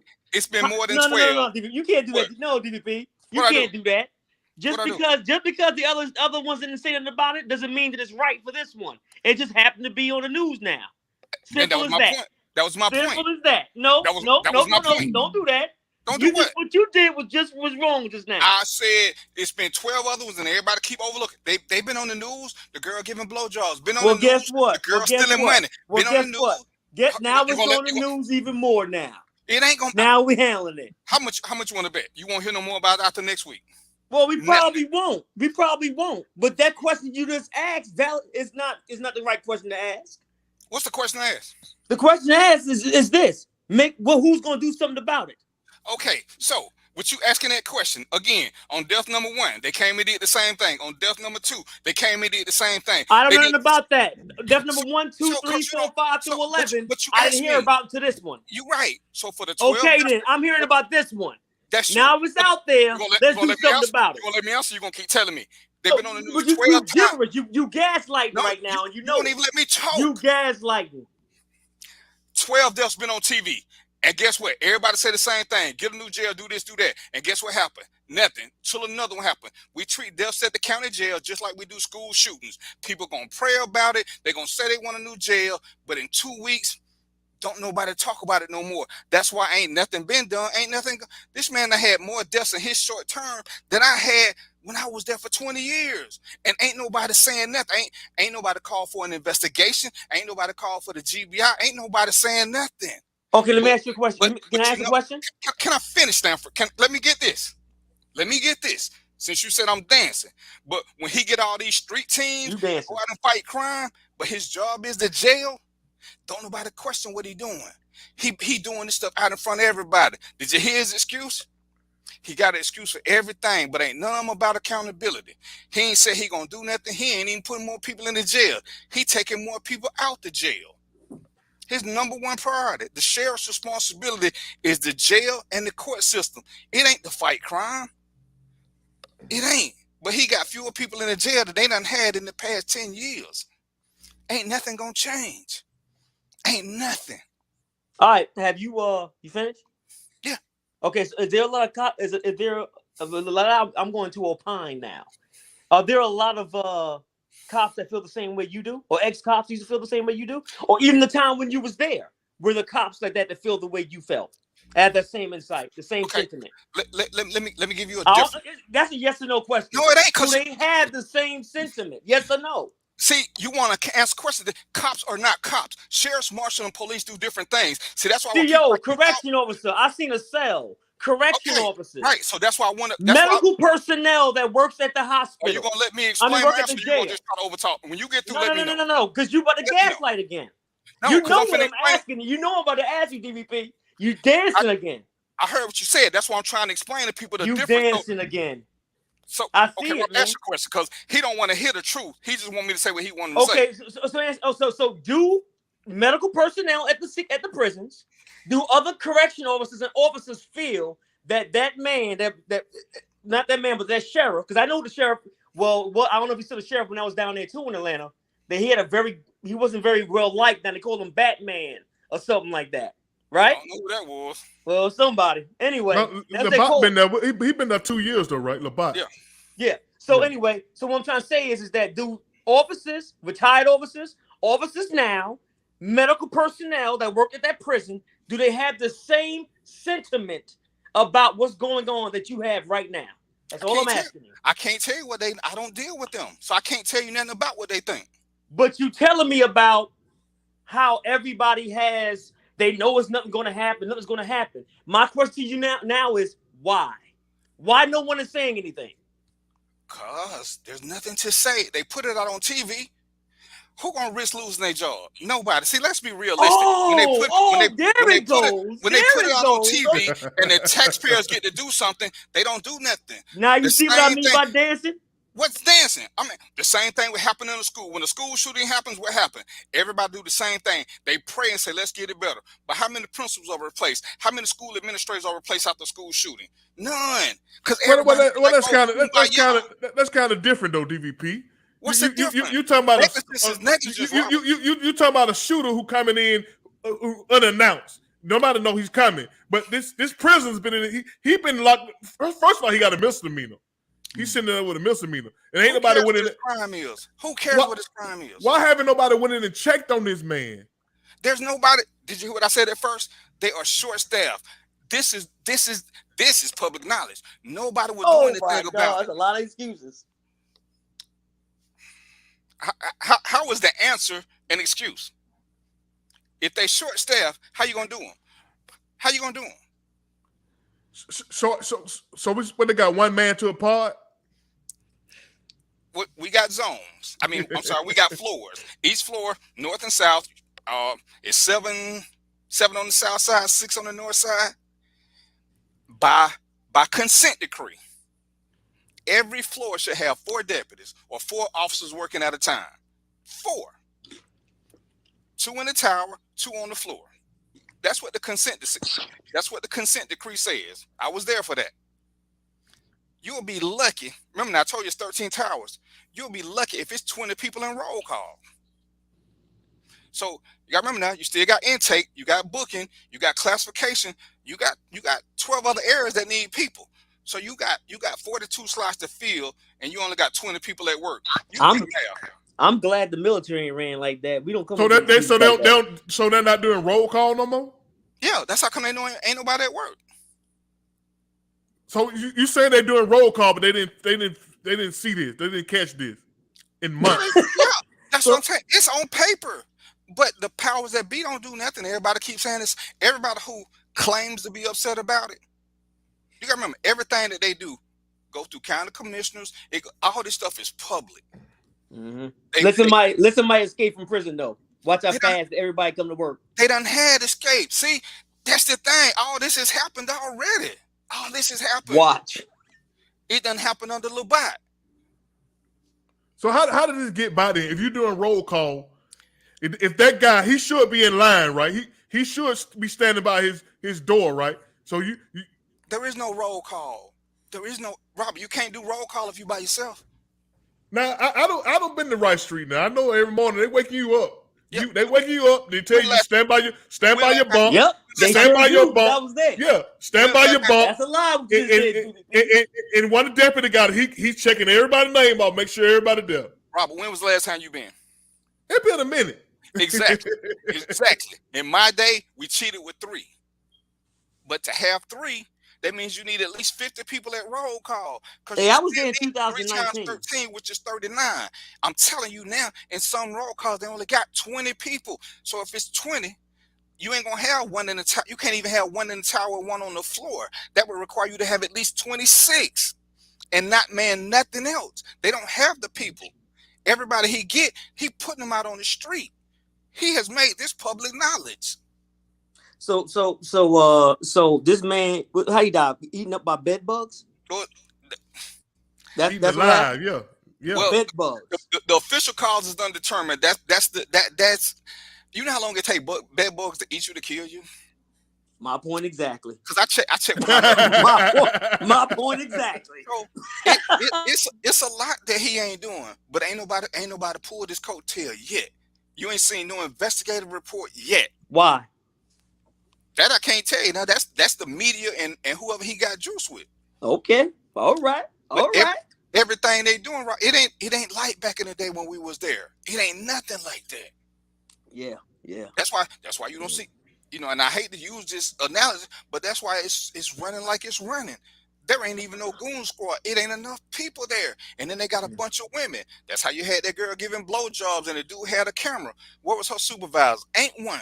She could be gone for 30, 45 minutes to an hour. She ain't doing her rounds because she's sleeping with inmates. Ain't nobody there to check on her. I heard about that one too. So every time one of these stories come out, the girl who got the $70,000 in overtime, where's the supervisors at? Ain't nobody there. But ain't nobody asking about why he ain't got control. Ain't nobody saying, well, let's bring in a court monitor like they did when we had the consent decree. So he running wild. I'm fighting crime. He ain't fighting nothing. He neglecting his duties. Ain't nothing. Yeah, that's what I believe. I mean, I really believe. That's why I said why. I don't. That's not excuse. That's old bull. That's bad. That's horrible. They can't keep employees now. Why can't they keep employees? Okay, consider this. You're working in an unsafe environment and then it's undermanned. Why would you go there? Do you want to work on a typical floor? A floor has 6 zones. Each zone has at least 50 inmates. Yeah. So that's 300 inmates and just you. Would you want to do that by yourself? That's not. That means you're undermanned. I just said that. I'm asking you, why y'all undermanned? If you get more people, you won't be undermanned. So what do you do that? What causes people to come to work? What does that? This right here, right? So if you pay more, maybe you'll get the people and you won't have the scandals like people get eaten up by bed bugs. We was one of the highest paying agencies, but they kept getting people and moving them out to jail and leaving jail people behind that got old. You don't want to keep seeing other people leave while you there and they telling you to work a little bit harder, That's why everybody leaving. You don't see the sheriff's department nowhere like it was back in Robert Day. We ain't doing nothing because everybody leaving. Everybody going to lower paying jobs because there's security there. Don't nobody go to work to get hurt. So they got one working in the jail. They still got two knocking on your door. So the inmates run. So the door shouldn't be on the streets. They should be in the crazy people. So the crazy people got the keys to the lunatic house, huh? Most of them ain't even crazy. They just that's just a I know, but I'm saying they just run the shit, and that's the way it is. He bringing in all these police officers. Police don't like working in jails because they can't have a gun. So you bring all these police, you bring all these people who don't know nothing about corrections. So your corrections is gonna slump. You can't bring in a bunch of plumbers into your house and tell them you need electrical work done. That's true too. So Robert, that's where the AI come in at. That's why we got all this AI out here now. AI, maybe the AI can do better than. I'm pretty sure it can, man. You know, the AI we just talked about. Maybe they can do better. Maybe they can do better than human beings. Yeah, because they're not having sex with each other now, man. That's what they're doing. They can't watch nobody. They ain't having sex with each other. They're having sex with inmates. Ain't nobody that work for them need to have sex with but inmates. That's who they doing it with. Hey, for some of them, it make their job safer. If they give some inmates something, they ain't got to worry about the inmate jumping on them. Just like that. But Robert, if he got a scorpion team. Why? You need people in the jail. He bringing in all these police to work the streets. The sheriff's job is not to patrol the streets. The sheriff got two responsibilities constitutionally. The jail being number one, the courts being number two. Those are the only things we are responsible for. You know what's ill though? He's putting more cops out there to work the streets, right? Yeah. And when they arrest people, where do they take them at? To the jail. Oh shit! Ain't that something? They ain't arresting nobody like that. Come on, dude. Y'all gotta do. Yo, they have to do better. They have to do better, man. That's it. Why they got to split it up a little bit? Ain't nobody making them. Ain't nobody making them do better. And that's why I said why. When they start locking, if they start arresting them for neglect like that, they'll do better. They'll do better. Because when somebody's in their jail, they're in your custody. That's right. If a child is in my house, if a child is in my, they get a stipend for. If a child is in my house, that child is in my custody. If something happened to that child in my house, but bed bugs eat them all up, and they come look at my house, I'm going to jail for that. Okay. Because that child is in my custody. Let me tell you a secret, Robert. Remember the girl that just got in trouble for giving blowjobs because they found the phone?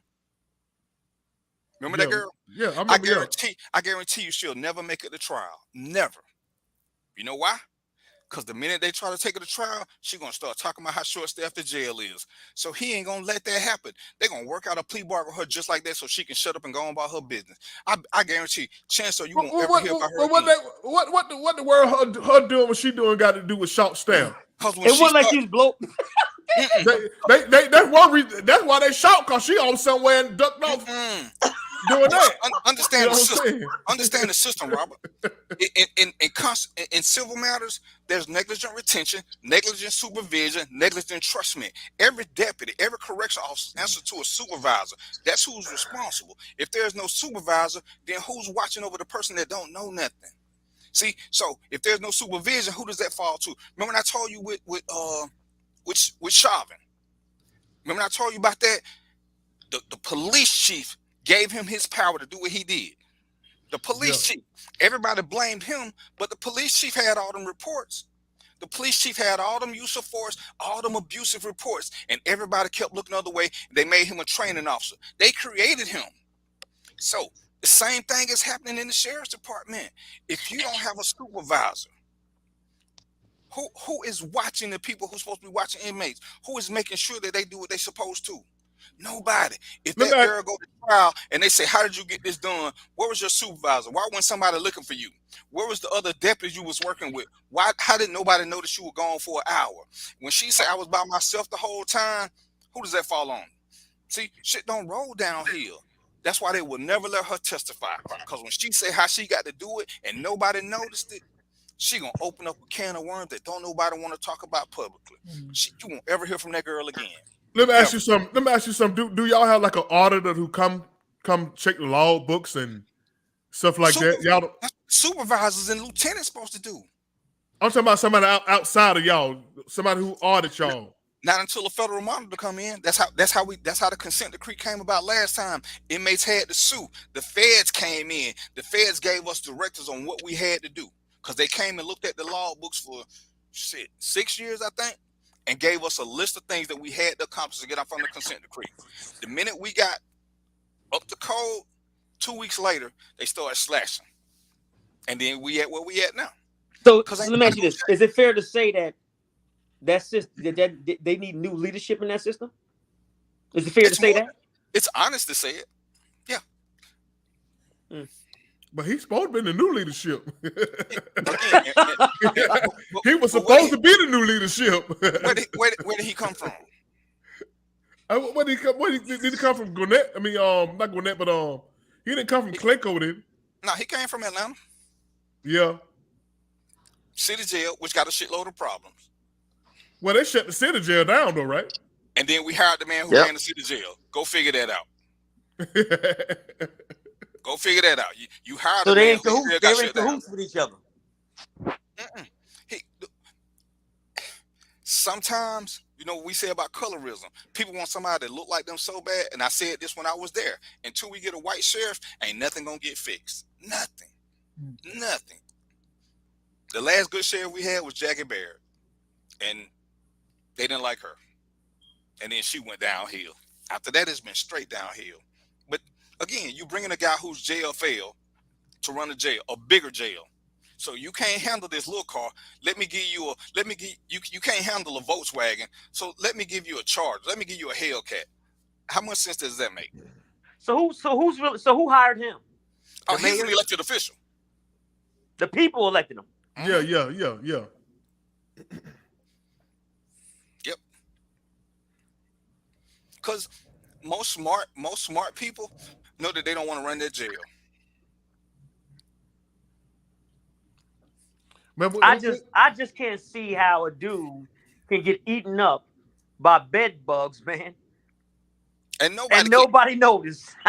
I just find that's crazy to me. Yeah, because if you follow the standard, what Robert said is right.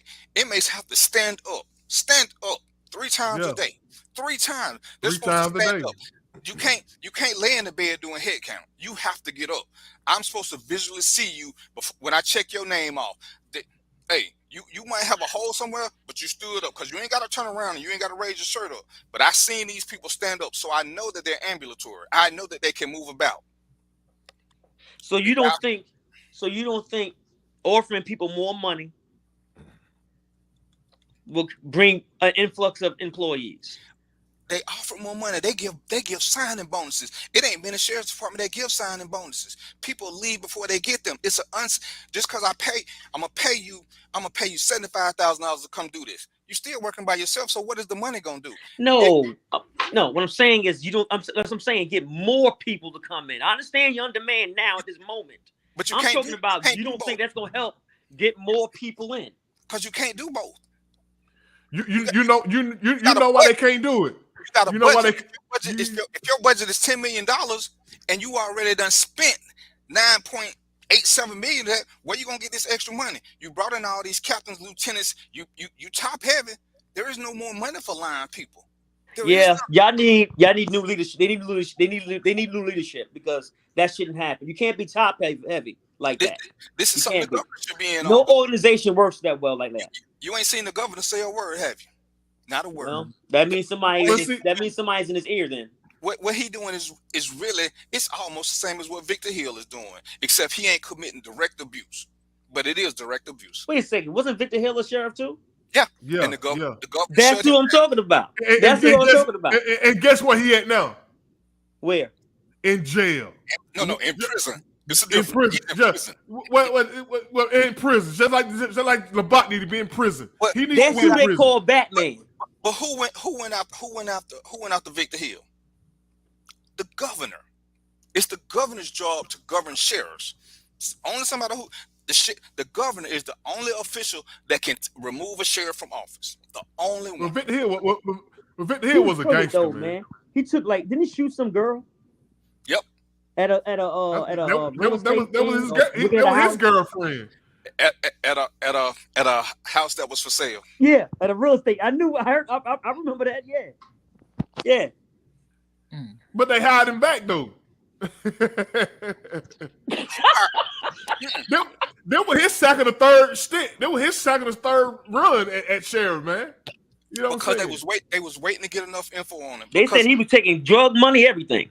At one point, he was protected by Eldrin Bell. Eldrin Bell got pulled. Him and Eldrin fell out. When him and Eldrin fell out, that's all the shit started happening. Remember now, Eldrin went to Clayton County.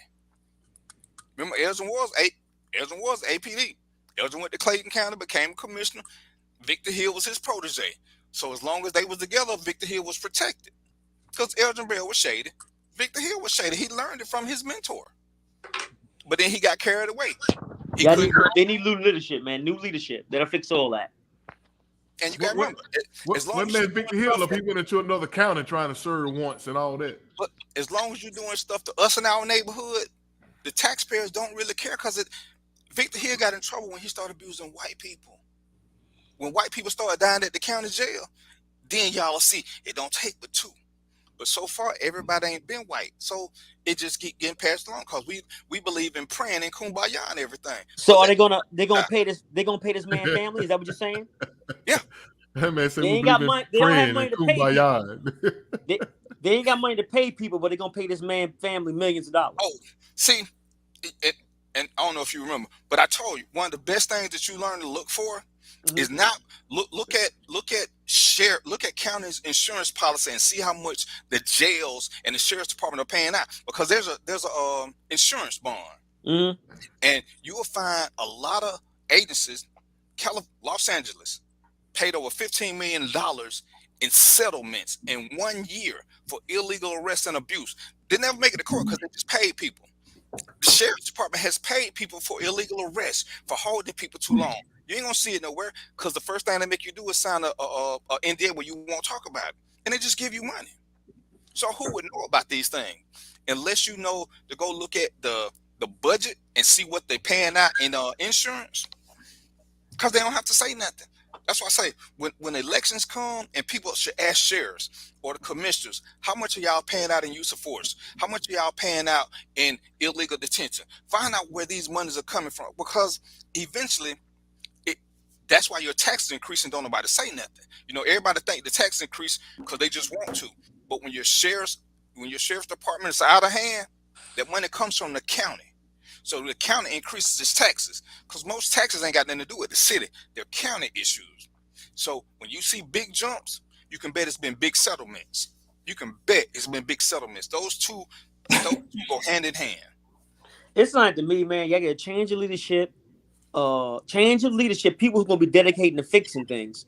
Number two, get higher pay to make it more appealing. And I think that will create more jobs there. I mean, it will help get more people in. But it also sounds like that the leadership there, since you said you're top heavy, they all in each other's pockets. They all either, it sounds to me that somebody got something on this person and this person got something on that person, and ain't nobody gonna get nothing done. Because it costs more to do so. It's just a buddy thing. Yeah, we can't. That's not good, man. That's not good. I like you, so I'm gonna hire you to be my third in command. Yeah. Who gonna say something to you? Because you gonna answer to me. So I got a bunch of people around me. So the people that can convict you, the people can get you and put the spotlight on you, are not going to do it because they also be putting the spotlight on themselves. They don't know how. Crazy. No, I'm talking about they buddy. They don't know how. Yeah. So y'all need the DA or something to go up in. I could bring in this. The DA got her own problem. She ain't worried about the county. And see, and I know I told you, Rob, if you pay attention, when the DA was going through the Donald Trump something, and she said she was getting threats. You see, The DA. Remember I told you I was second responsibility to the courts. Did you notice she didn't ask for the sheriff's help? She went to the GBI. She didn't want the sheriff's help. And I told everybody then that was a clue. She knew what was going on. She don't want his people. But that's who should be protecting everybody at the courthouse. That's their job. But she was like, nah, let me get somebody else. I said, that's horrible. She gave the clue. She gave the clue. That's horrible. But until it happens to somebody of a fair complexion with straighter hair, with curly, whatever, straighter hair, blonder hair, ain't nothing gonna change. We're gonna sit horrible. back and be like, man, that's sad. But it's 12 deaths. Ain't nobody said nothing. 12 deaths. Not a word. I've only heard about this one though. But they make the news for a day. They may make it at 6 o'clock. They get 3 minutes. And the family come on there and talk about how horrible it is. And they gonna get paid and they'll shut up. Some of them, yeah. Because if you messing with low budget people, you ain't never had nothing. I can give you $20,000 and you okay. Right. You ain't never had nothing. So 20 grand is a lot. Well, I guess you're right. I understand the logic behind that. Yeah. Remember how crazy some of these people going over these stimulus checks? Other people's like, yeah, whatever. But some of these people going crazy about these so 20 grand? 20 man, for 20 grand, man, what? These folks give away their first kid, their first and second child. 20 grand, huh? 20 grand. Hey man, we finna do part comment, man. Hey man, I appreciate coming on the 10 minutes you did, man. You know what I'm saying? Hey man, I tell you, man, Tuesday's mom day, man. I listen, my mom is not finna be mad at me because of you. No sir. No sir. You said your mother? Oh, you said mom. I got you. She get every other Tuesday when I get off early. I got you. His boss. Yeah. His boss, I figured it out when I thought about it. Yeah. Yeah. Mm-hmm. That's the one somebody who can make me stand in the corner. I'm too old for that. I ain't standing no corner. She gave tell her appreciate you, man, when you come on, man. I'm gonna say Robert said. I'm gonna tell him say Robert said while I was late. So I'm gonna give you your number as a matter of fact. Let her call you. She's probably listening right now. Oh no, she won't get on Facebook. Oh, she won't I gotta pay the box so she can't accidentally see my show. She said, I heard you say bad words. I said, Mama, that wasn't me. There's a guy that looked like me. All right, y'all, let's get these part comments in. I'm hungry. I gotta get me something to eat. My hoe getting drugged. Your Knicks getting drugged. Oh yeah, damn. Well, we got one of them. We shot. Yeah, I got one. It look like we gonna get swept, man. We can't even got an invite. We can't even get beat by 5 points. Golden State better watch out.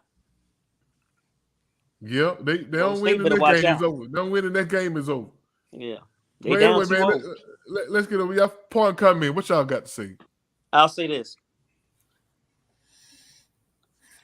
We have let's not have the schools raise our children. Parents, raise your children and teach them right. I don't care how you do it, but as long as you do what's right. No children have to understand their boundaries. And as long as we allow and take up for kids that's very disrespectful and have no home training, we'll always get those type of results. That's it. I'm done. All right, my brother. You over that sipping or something, bro? A little bit.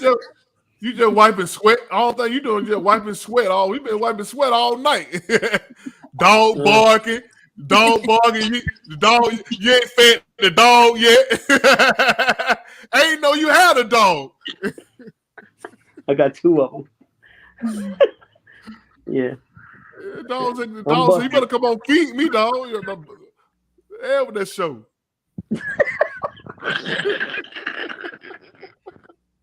But anyway, man, as always, man, I appreciate you, man. Later. You know what I'm saying? I'm about to come down there and holler at you, man, one day. I'm coming to Atlanta in a couple What part of Florida you in? You coming up that way? Yeah, Jacksonville. Well, let me know when you come up, man. We hook up, bro. Yeah, if you get a drink or something, go get some eat. I need some new friends, man. Let DVP come on out there. Let DVP come over there too. Robert, you need a friend. You ain't got no friends, Robert. You ain't got no friends. So let's put that out there. You ain't got no. This dude great. Nobody like you. There's nobody like you, Robert. Oh man. He needs a friend. Yeah, he got to start somewhere. So he might. I got a friend named Jesus. Whatever. See, Stanford don't know no better. So let Stanford be the first. Let Stanford. Yeah, I be, don't know no he better. don't know no better. He can be I your don't know beta no friend. better. He He gonna be. be on TV though. Huh? He be on TV.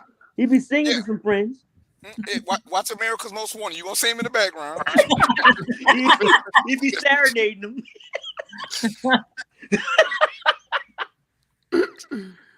Hit him. Oh yeah, man. I got a show coming up, man. Mother's Day weekend. That's Saturday, man. Y'all know what I'm saying? If you can make it or DVP. You and your wife come on through, man. You know what I'm saying? If I can serenade Trina, man. See what I'm saying? Just keep choosing violence. They just keep choosing violence. She ain't gonna let him serenade him. Man, Rob gonna be sitting there and his tongue gonna fall out and be like, "What happened?" I'm like, "I don't even know. I don't even know." Like, D, why you got a chainsaw on the show? I was like, "Cause Rob gonna act up, and he a chainsaw." Yeah, he gonna be humming the rest of the show. Oh, you know where you aiming at, right? See, Rob, why you gotta make me act up, man? I came here to try to. I just came. I wanted to speak to you and holler at Stanford. You came to act up, man. No, I didn't. I came in peace. You came to act up, man. I spoke to Jen. I spoke to Stanford. And you waited good to the last topic. I was just right up to it. You know, so you been watching all the while. Let me see. He gonna talk about some police type stuff. I wanted to talk about the school stuff. I'm like, man, I hate I missed it. Yeah, that was. Yeah, no. You probably talking about what the teacher had on all up in her goodies and stuff. I still ain't seen the video. I just know how bad these kids are. Cause we talked about that with Lil Chuck.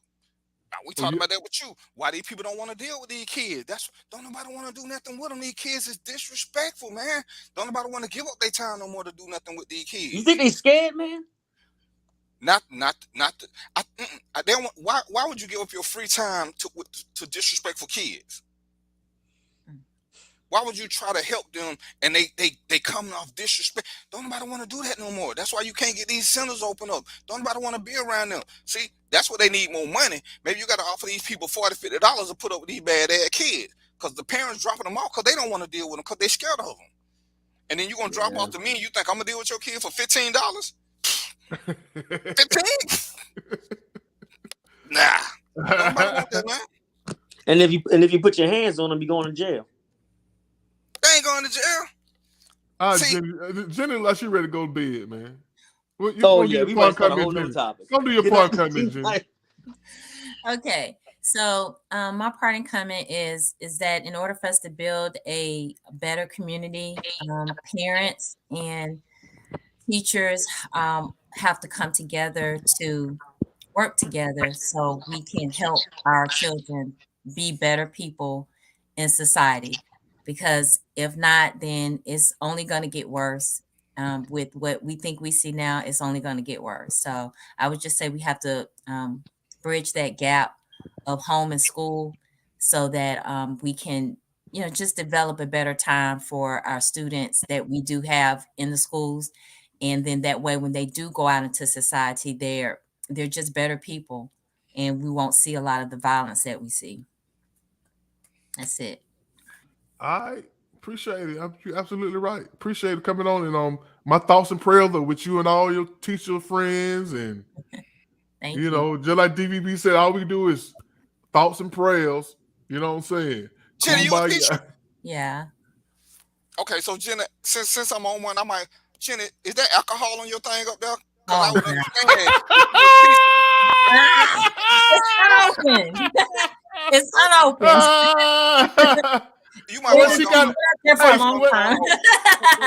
They gotta have that liquor now, man. She needs some weed. That was she need. Cause when I saw it, the first thing I thought, I was like, man, she must be a teacher. Then you said, I was like, oh. I was just being funny. I was like, yeah, y'all need that. Oh my God. It's all been up there wrong. I mean, you ain't got to explain. I was just like, hey, you got to put a cover over that back there. How many? She got about 4-5 bottles back there. Just drink. Okay, 4 or 5. It's 4 or 5 on the small side.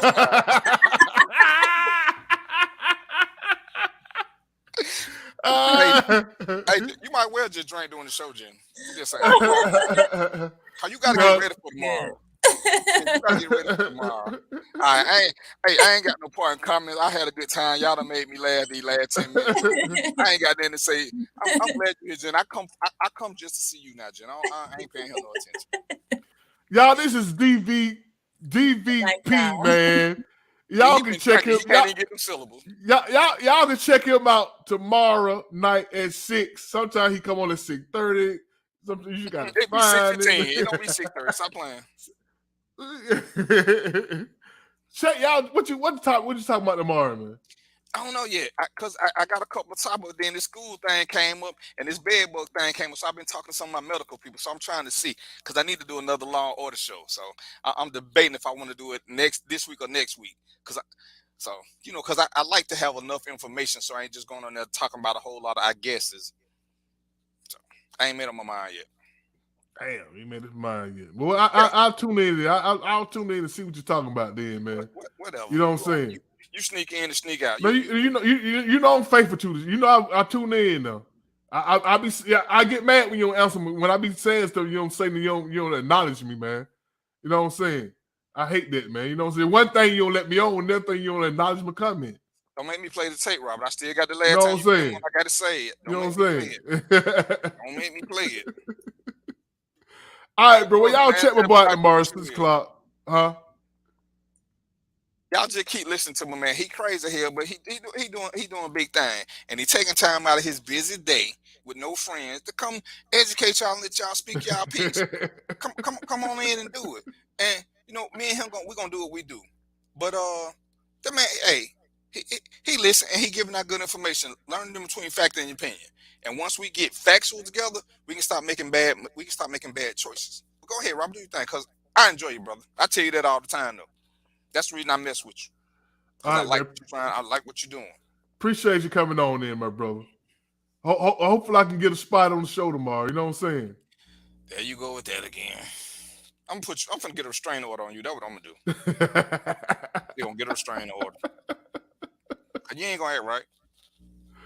Hey, man, I get up with you, bro. All right. Appreciate you, man. Peace. Peace.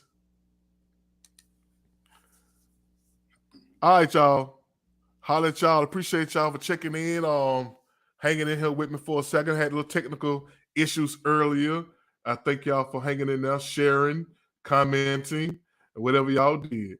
Thank y'all so much. I love y'all. Y'all can't do nothing about it. If y'all got an idea for a show, y'all just holler at your boy, man. Y'all, this is Everyday People. Well, this is Everyday Show. Everyday, I don't even know the name of it. I forgot the name of the show. This is Everyday Conversation with your boy RL, man. We talk about what everybody else talk about it, but we do it the way we do it.